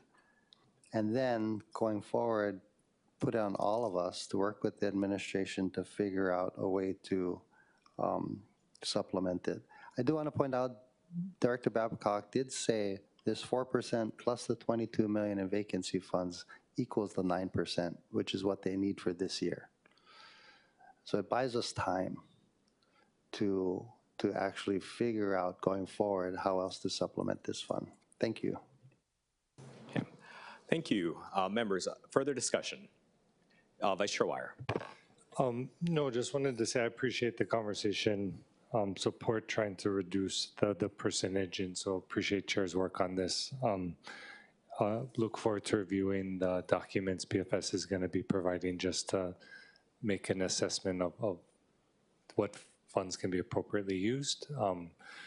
So open to ideas for how to move the measure forward, but continue the conversation. Thank you. Councilmember Kiaina. Chair, I just was wondering, are you going to be asking for a vote on both the amendments and the underlying bill today, or are we deferring this measure? So that's a good question. So what I was planning to recommend was actually taking Chair Waters' ideas, and he actually queued it up perfectly, using his CD1 as a vehicle, accepting the 4% for next year, and then blanking out the rest of the numbers, because I think that I agree that we need a little bit more specificity and need to continue working with the administration to fill in what those remaining numbers are. Okay. I'm okay to that. You okay to that? Yeah, that was going to be my recommendation. Okay, Chair. Okay. So with that, I guess I would support Chair Waters' amendment with further modifications to the future years. Yeah. And that's actually a good idea. Thank you. And so I guess I'll formally make my recommendation. Chair's recommendation is to accept, is that Bill 60 of 2024 be amended to the posted CD1 proposed by Chair Waters, that's OCS 2025-0224/3/21/2025, 8:53 a.m., but with a few changes. First, in the newly numbered Section 5, for both the residential and non-residential sewer service charges tables that are found in Appendix 43A of Ordinance, we're going to keep Chair Waters' recommendations for 2025. That is the 4% dollar value increase for 2025, but blank out the newly proposed dollar figures for the rates beginning on July 1st, 2026 through July 1st of 2034. And I think that sets sort of at least the floor of where the council is at of 4% for next year. And then in future years, I think that's still up for discussion. And we will, of course, have this go to full council and then have this come back here before it is finalized. But I think that'll give us some time to work on a number of other aspects within here. Okay, so that being my recommendation, is there any further discussion on that recommendation to amend? And then are there any objections or reservations to the recommendation? Okay, hearing none. The bill having been amended, the chair then recommends that Bill 60, 2024 CD1 be reported out for second reading and scheduling of a public hearing. Any discussions, objections, or reservations to the motion to send it for second reading and public hearing? Okay, hearing none, so ordered. All right, thank you, members. And of course, we'll have a lot of time to work on this over the next several weeks. Okay, moving on to agenda item number 2, this Bill 17 of 2025, CD1, amending provisions relating to the real property tax home exemption. I'll note that this bill and the next bill, which is Bill 45 of 2024, both attempt to provide some relief to our local property taxpayers in slightly different ways and with slightly different fiscal impacts. We have with us Director Kawano.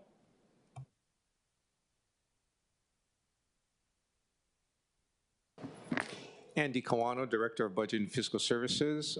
Budget Chair Dos Santos-Tam, I have a question. Am I speaking about both Bill 17? Just Bill 17 for now, although I suppose they are related. Okay, so for Bill 17, we're not opposed to Bill 17, but as I've testified in the past, I strongly recommend that we, council members establish a permitted interaction group to review all bills that impact the real property tax program, look at each category of change, whether to exemptions, to credits, to structure, and so on and so forth, and do a more holistic review of the number of outstanding bills that we have, or active bills that we have in front of us.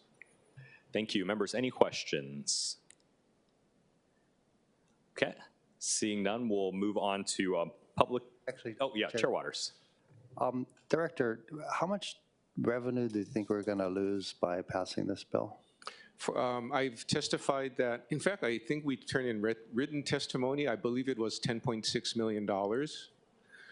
If we go with the across-the-board increase of the homeowners exemption, up $20,000 from where we stand right now. Okay, thank you. Thank you, Chair. Yep. Thank you. Members, any other questions?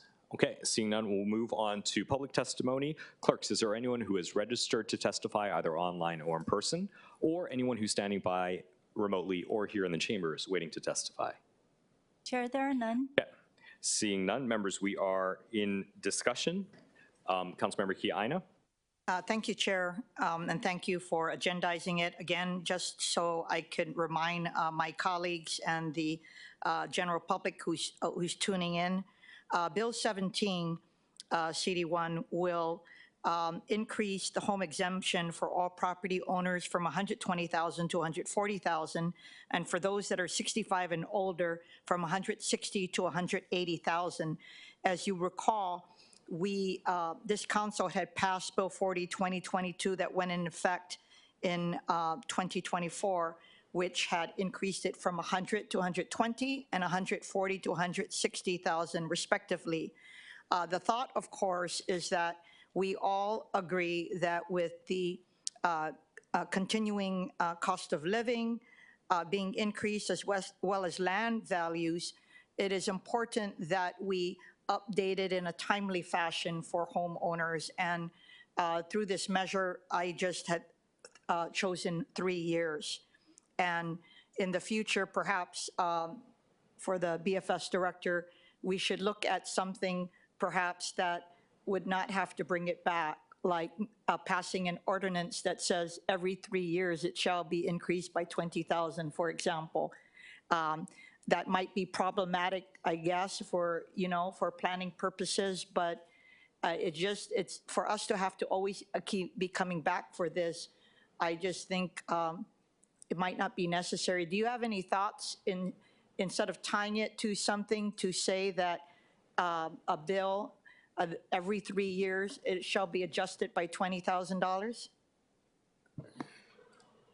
I think my preference would be to continue to do what we're doing, because every year real property tax bills are introduced by council members, and I think what we're doing makes sense, because going forward, you just don't know what's going to happen with regard to real property tax valuations or assessed valuations, and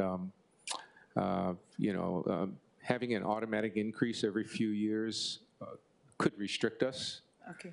It possibly could. So I would prefer to be more conservative. And also, if something happens, we may realize that it would have to be more than $20,000 as well. So, but thank you for your answer. Okay. Thank you, members. Any other questions? Okay. Hearing none. Any further discussion on this, Chair Waters? Thank you so much. Initially I was resistant to a permitted interaction group, but I've reconsidered. I actually think that's a good idea. In light of this bill plus Bill 17, I just want to remind members we're still negotiating with HGEA on dealing with hazard pay. I was hoping that would be cleared up by now, but it's not. We still have to find money to take care of our firefighters and Teamsters. We have collective bargaining coming up. We have to site a new landfill. And it's just probably a good idea to figure out, because we have to offset this. If we're going to lose 10 million in revenue, we got to figure out where that's going to come from. It could be from vacant positions. It could be from other things, but I just probably think it's a rational thing to do. Thank you. Thank you. And I agree with that assessment. In the past, I think the permitted interaction groups have been places for ideas to die, unfortunately. But I think in this case, we'll have the opportunity to really dig in. And I do recognize that, as Councilmember Kiaina brings up, I mean, year after year, the property values go up, people continue to struggle more and more, and so we probably should have some sort of regular thing. I don't know what the answer, what the exact correct number, if it's 3 years or some other formula. And so I would welcome the introduction of a proposal to create a PIG, and would be happy to consider that at a future meeting. Any further discussion? Okay, seeing none, the chair is going to recommend that the action on Bill 17, 2025 CD1 be postponed to a date and time to be determined by the chair. And I also think that'll give us the opportunity to think about what a PIG would look like that includes looking at this and some of the other similar vehicles. Discussion on the recommendation to postpone. Any objections or reservations? Okay, hearing none, so ordered. We'll go on to agenda item number 4. This is Bill 45, addressing the real property tax credit. We have with us Director Kawano. Andy Kawano, Director of Budget and Fiscal Services. With regard to Bill 45, 2024, this bill relates to the real property tax credit. We also call it the program to help the lower income kupuna that own homes and use a home as their primary residence. Our current income limit is $80,000. The bill proposes to move it up to $100,000. This change is sort of like what we're talking about just a moment ago for Bill 17. With regard to the revenue impact, this measure is difficult to estimate because it depends on where people are with regard to their income levels, and that can vary from year to year. So we really don't have an estimate, but I believe, as I've shared in the past, when the income limit was at $60,000, we processed about 35 applications. We provided $5 million or so of real property tax credits. When we went up from $60,000 to $80,000 in terms of the household income threshold, we were now processing more than 5,000 applications, and our credits are at the $9 million level and more. So my thought is, if we go from 80 to 100, it'll probably be more. I don't know if it's going to be $4 million more, $5 million more, or $3 million more, but it's going to be higher, and we're going to be processing more applications. That is why we're planning to beef up our Treasury staff, and I want to thank council members for helping us do that, because we're going to need the staffing in the right places to continue this program. Yeah, members, any questions for the director? Vice Chair Wire. Thank you, Chair.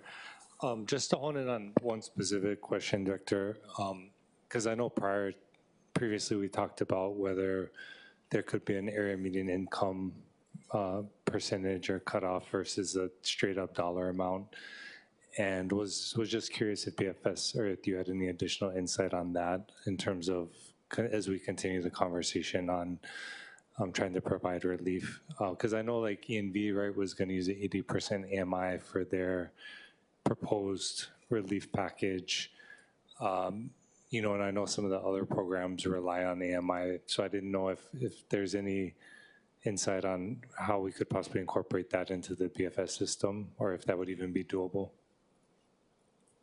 It is doable, but it would add some uncertainty to our collection base, as the limits grow.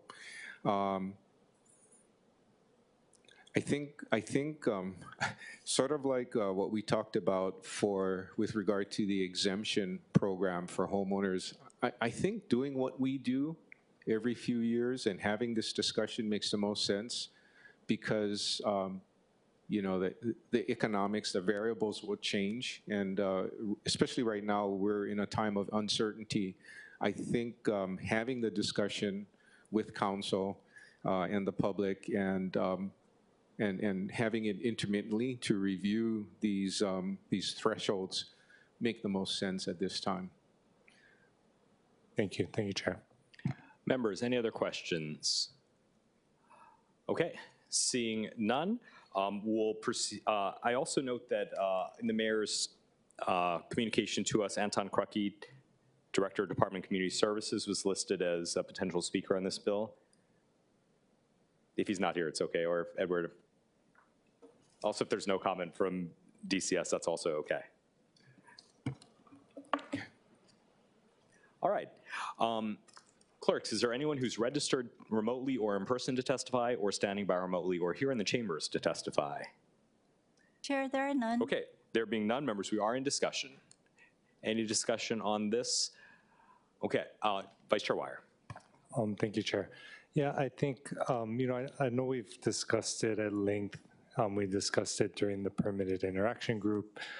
So I think the conversation hasn't necessarily changed, and maybe there's just disagreement on where we land with income level. I do think having an area median income would make it more straightforward and easier to apply every year versus of us having to revisit it. When I look at the loss in revenue that we saw, a few $1 million compared to the impact on families that it had, versus, some of the other things we're trying to spend money on. And so that was the main point of the measure, and looking at really, just simply put, it's folks that make a certain income have their property tax capped at 3% of their income. And so that's how the program works. I think part of the conversation is who really should be able to avail themselves of that program. I know we've gotten pushes from the community to make that apply to everybody, right? So I think this really is a compromise to target folks that are struggling. Since it's capped at 3%, I mean, really folks that are gonna benefit would be, folks that are kupuna in increasing homes that are increasing in values, right? Because if you're in a, cheaper home, and then the cap might not even cut, and making more money, right? The cap might not even cut into what you would otherwise be paying. And so just wanted to share that because I think it is a minimal investment in the community and a reasonable way to look at managing these tax relief measures. Thank you. Okay. Thank you. Members, any other discussion? So seeing no further discussion, the chairs, it's going to be the same recommendation. And again, I think having a PIG would be very valuable. If there's anyone clamoring to be a member of said PIG, please feel free either to introduce a resolution creating one or communicate that to my staff. And the chair's going to recommend then that action on Bill 45, 2024 be postponed to a date and time to be determined by the chair. Any discussion, objections, or reservations to the recommendation to postpone? Reservations. Reservations. Okay, noted from Councilmember Wire. Okay, thank you. All right, members, we're now on the resolution portion of the agenda.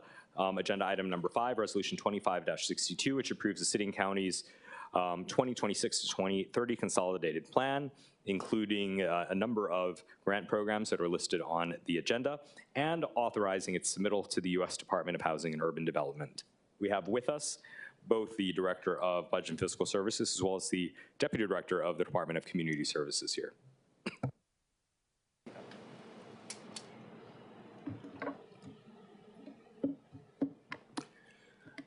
Andy Kawano, Director of Budget and Fiscal Services. Budget Chair Dos Santos-Tam, both Deputy Director Los Banos and I will speak.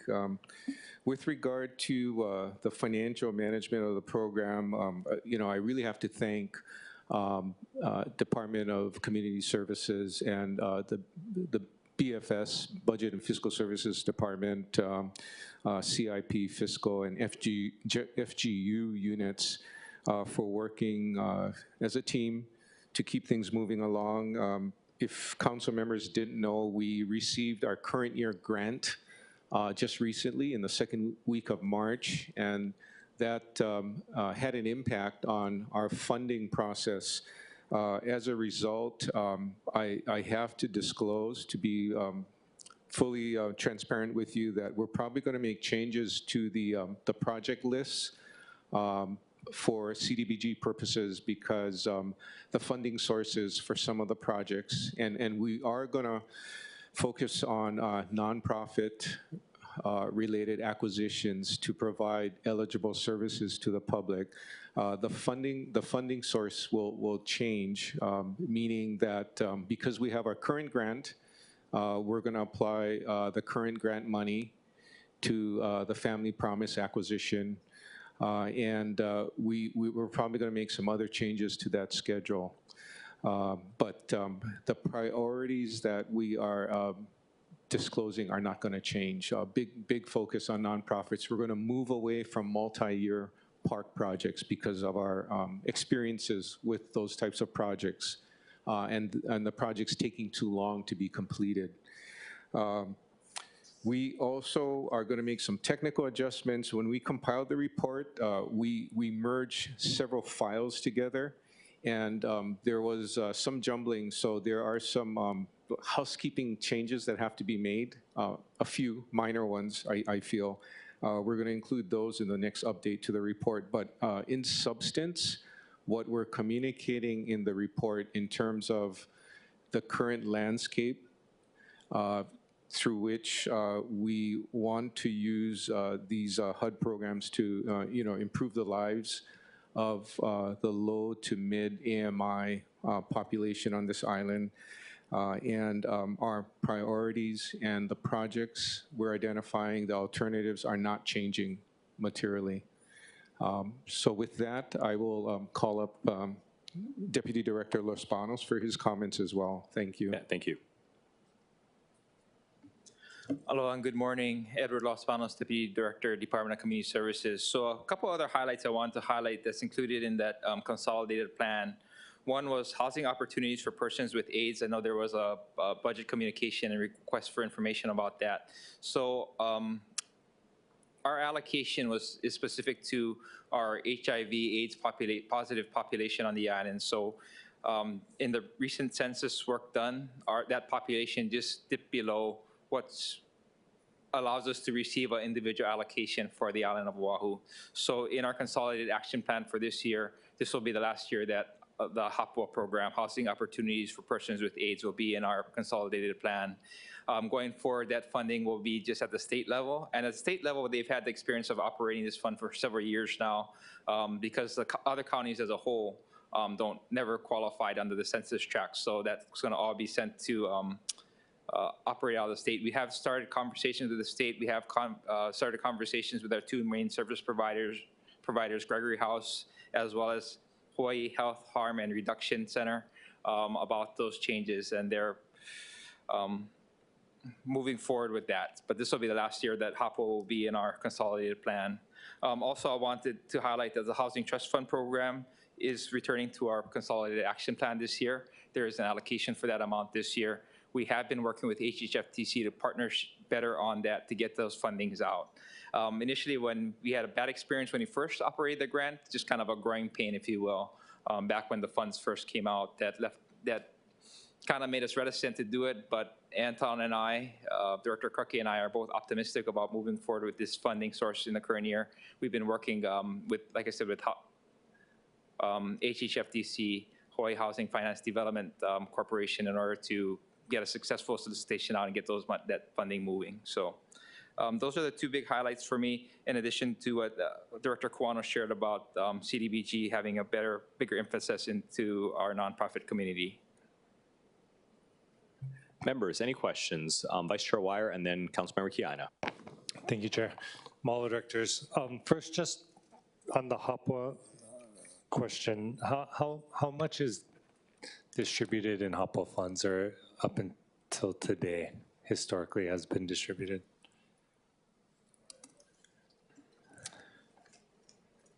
Sorry to put you on the spot.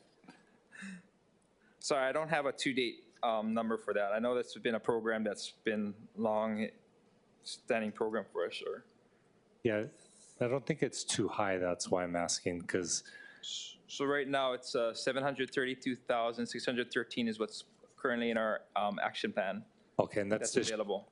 And that's distributed between H3RC and Gregory House. Correct. And then have we ever lapsed that money or had to return it to the feds? No, that's been a steady stream of funds that we normally use, and I don't believe that we've ever lapsed any funding in that realm. Yeah, I just wanted to flag. So, assuming the state doesn't cover the gaps,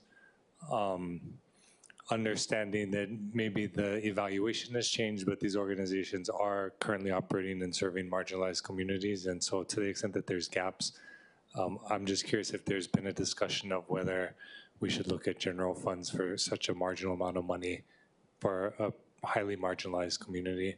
We're going to continue to monitor this. I think we still have to understand what the state's allocation is going to be. I think it's going to be overall to the state a lesser amount of money, is my understanding, when we met with the folks from the HUD. But I do understand that Gregory House and H3RC are common service providers across, throughout the state and the different counties as well that commonly distribute these funds. So I think between working with those two service providers in the state, we can kind of get a better idea of what kind of gap there will be. But those conversations are ongoing. Okay, I appreciate that. And then the other question I had, I know that the rehabilitation of special needs housing portfolio is listed as a CDBG alternate.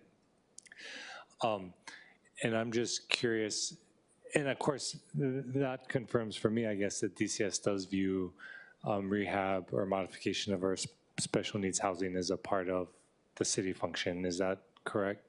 in the sense that we do have some role in the maintenance of those properties? Yes, it is indicated as an alternate project for us. We're always looking for ways to better improve our experience there. In fact, we did have a application that was moving forward in the 2025 Budget Act until that was, it didn't make it to the continuing budget resolution, but we did have support from our Washington, D.C. delegation to make bigger investments. I think it was like $3 or $4 million to improve that, but that didn't make it to the final bill. I think we're going to try it again. It's the next cycle for congressionally directed spending. But we are looking to continue to make those investments and make sure our vulnerable populations that those assets serve, are quality housing units. I appreciate that. So given that this is an alternate, I'm assuming that the $400,000 in CBDD's current expense, I believe, now maybe $6 if the amendment that we adopted yesterday stays in, would that be the only funding available for special needs housing maintenance and rehab, or is there another source? In the CIP budget, so you're correct as it relates to operating funds, so minor repairs and maintenance. To the extent that there are CIP, they do qualify for CIP. We do have moving forward in the capital budget, approximately $5.7 million for CIP for that. We also have another $2 million, I believe, in the FY25 budget that's still available for us. Okay, so the anticipation is to utilize that CIP money for rehabilitation and maintenance of special needs housing inventory? So correct. I mean, I just wanted to focus that there are two pools, right? One for the major projects like a full re-roof, and then the other stuff, if it's a roof patching or roof repair, would come out of that operating fund, that $400,000 that's in CBDD's current budget. Okay. Is the 600,000 or 400,000 already spoken for, or? We definitely have projects that we can allocate towards. Yesterday, you mentioned, for example, the cesspool conversion over at the Haleiwa property that we have. Okay. Just curious.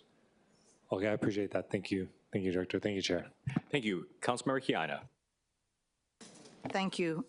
Deputy Director, before I make some comments about the CDBG program, I just want to make sure I understand what Director Quano said. So you guys currently have in the queue 9.044.895 million, and you've identified both projects and alternative projects. So before I make a comment on that, is the list changing? No, we did a solicitation for potential acquisitions of from nonprofits for CDBG National Objective Qualified projects that they may have. And we do have a list of projects as well as alternates that could be used to utilize the current year funding available through CDBG. Did you narrowly tailor for nonprofits only acquisition, or did you include other subject areas? The solicitation was broad. If it met it was for capital expenditures relative to meet CDBG national objectives.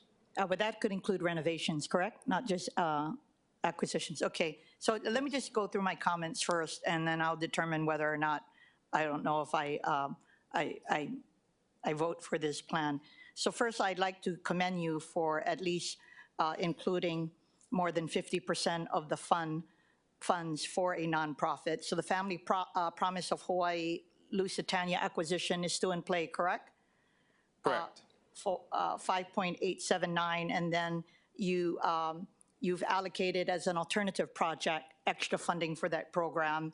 And for the Council of Native Hawaiian Advancement, theirs will be an alternate, yeah?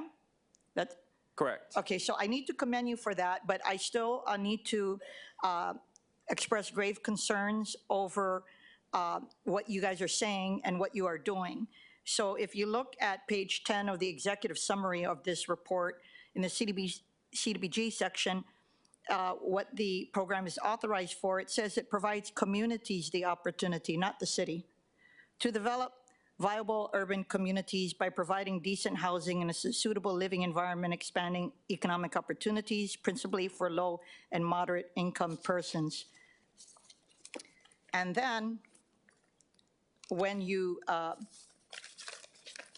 jump to page 132 of your strategic plan, of your plan, it says here, this is for not just CDBG, but all of the programs, it says here, it is anticipated that city CIP and public services will receive funding during the 5-year period, and other priority needs may be funded based on the availability of funds, okay? So the reason I'm saying this is I do believe you guys are going in the right direction, but your plan is not reflecting that. The second paragraph says, when it comes down to 1-year reports, it says, the city will identify and reserve portions of funding for city CIP and public service projects. And then it goes on to say, subject to the availability of funds, proposals from qualified nonprofits are solicited annually through a NOFA process, yeah? But I always feel that this is reflective of what has historically happened, and all I'm saying is if indeed you are truly committed to providing more funds to nonprofits for this program, then your plan needs to reflect that. Okay, so I just wanted to make that comment.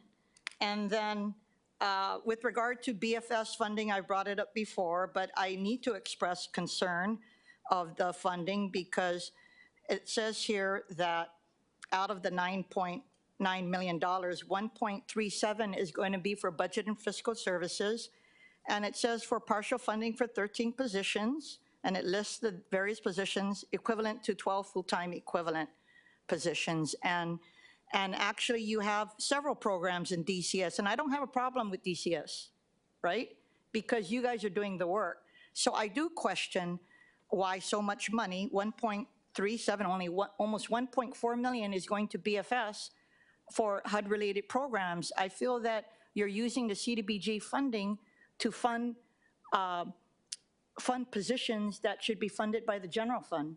Can you explain that? Because that's less money for other projects.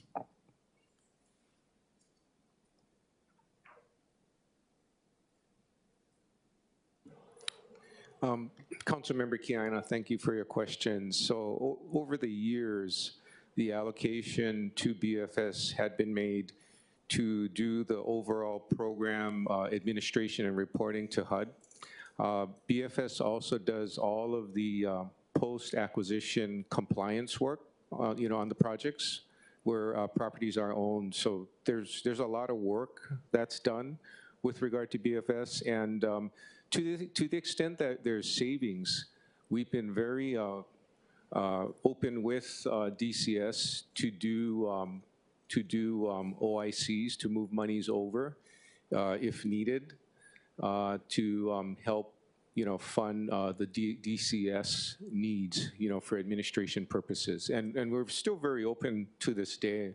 So as we go through planning, we will make allocations as needed. In the last few years, have you, how much funds have been unspent, say for the last 3 years? I don't have that off the top, but I can get you that in writing after the meeting today for the last few years. And the use of those funds is not just for CDBG funded programs, it's for all HUD-related programs in Council for Community Services. I'm sorry, Department of Community Services, is that correct? That is correct, yes. Okay. Via timesheet. Okay, and so I guess just collectively, I thank you. I just, I see that you guys have funding for the Community Assistance Division. Is that Section 8? Is that Section 8? Yes. Okay, and by the way, if you guys don't mind, you guys put acronyms in here and don't. That's the loan programs. Deputy Director? Sorry, that's actually the rehab loan program as well as the Okay. down payment loan assistance program. Okay, if you don't mind, you guys don't even put the name of the program in, you just put the acronyms, and we got to go and find it out, yeah? But I don't have a problem with that, but it just seems like a great bulk of the program when you add 1.3 million, 193,000, 237,000, and you have two workforce development programs, 693,000 and 663,000. I would hope that for the workforce development programs, there's other sources of funding. I don't doubt the merits of these programs, by the way. What I'm looking at is to increase the dollar amount to go directly to communities. And you can't blame me for that. There's the need. And if we say that housing is a priority, we should look at every avenue of city funding where we could provide housing for these communities, right? So I just wanted to comment, I'm not, and to just say that if you could continue to do, the good work of trying to pivot the program to increase the total funding to nonprofit organizations, I would appreciate it. That's a very accurate depiction. I think what you depicted earlier, as far as when you're citing the different paragraphs in the consolidated action plan, you were quoting areas where the plan still rolls forward, the multi-year construction plans that we're trying to complete and finish out. But as Director Quano indicated, we made a big commitment on CDBG where we put the whole annual award, towards the nonprofits this Got it, year. but I do worry because this is for 2026 to 2034, so you should be modifying the description in this plan that's going to HUD. This is outdated. We can do that as part of the housekeeping edits that Director Quano mentioned need to get done when we're doing the compilation. Yes, because I'm worried that your annual plans is going to be based on this, and you're already heading in that direction, and I hope that you guys continue to do so. Thank you. All right, members, any other questions? Okay, I just have one clarifying question for Director Quano. You mentioned that the projects are going to change. Does that mean that we should postpone this and allow you guys a chance to amend this, or is this? Oh, the projects aren't changing. The funding is, because we have a grant now, we are able to allocate the current grant funds to projects. For instance, a good chunk of the current grant fund is going to go to the Family Promise acquisition. And we're going to shift around what we reprogram. And so that's included in what's before us today? Yes. Okay, great. Yes. And then I had one question just to continue on with the questions about HOPWA, the Housing for People with AIDS. I note that there is one partially funded position. It's like a half-time FTE who's dedicated to this. Is that, what's going to happen with that person, the live body that's doing this right now? So we'll see, we'll work through the, for fiscal year 26, we'll still get HOPWA funding, right? So we're talking about fiscal year 27 at that point.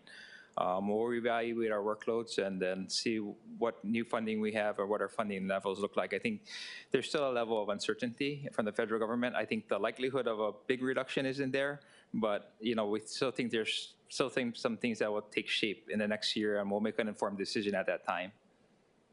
Okay, thank you. And then I know just one tiny thing on page 228 of the plan, there's just a placeholder for the number of people that would be supported by HOPWA for the next year. I'm sure that can be corrected as a technical amendment later. That's correct. We have the solicitation out and we have the results in, I believe, so we should be able to fill that in soon. Great. Okay, members, any other questions? Okay, hearing none, we'll proceed to testimony. Clerks, is there anyone who's registered to testify online or in person, or anyone standing by here in the chambers or online waiting to testify? Chair, there are none. Okay, hearing none, members, we are in discussion.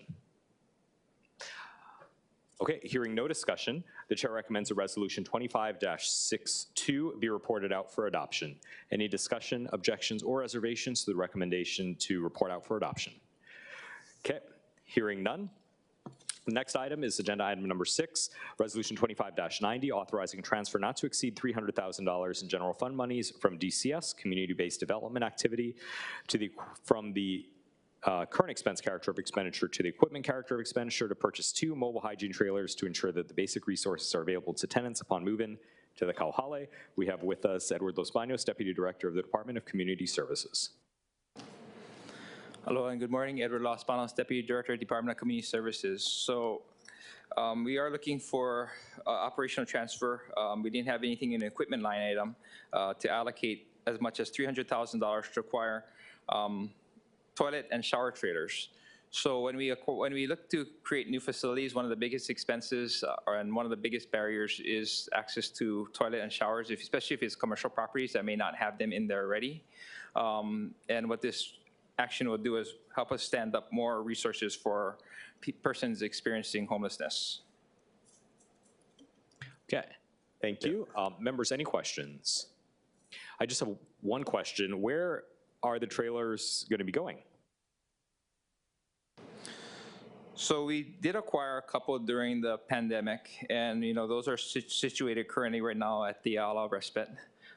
So these are going to be prospective investments as we move forward.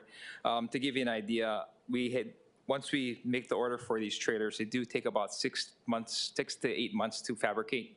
And at that time, we're going to find a prospective location to relocate and create a new resource out there. But if we don't have them and we don't place an order, we don't start now, we just won't have them when we want them, need them, and we'll be land banking until that time. Yeah. Okay. Great. Members, any other questions? Okay, hearing none.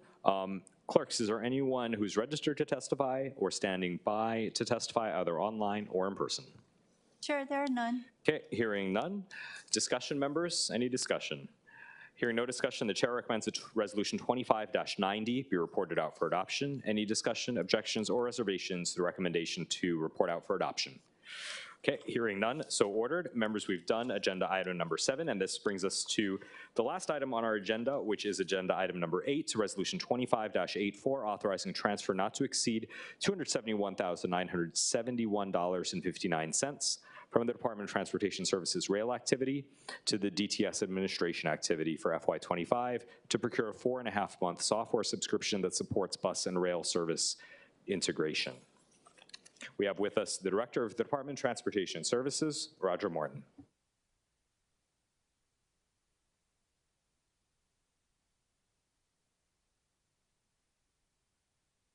Aloha, Chair, members of the Budget Committee.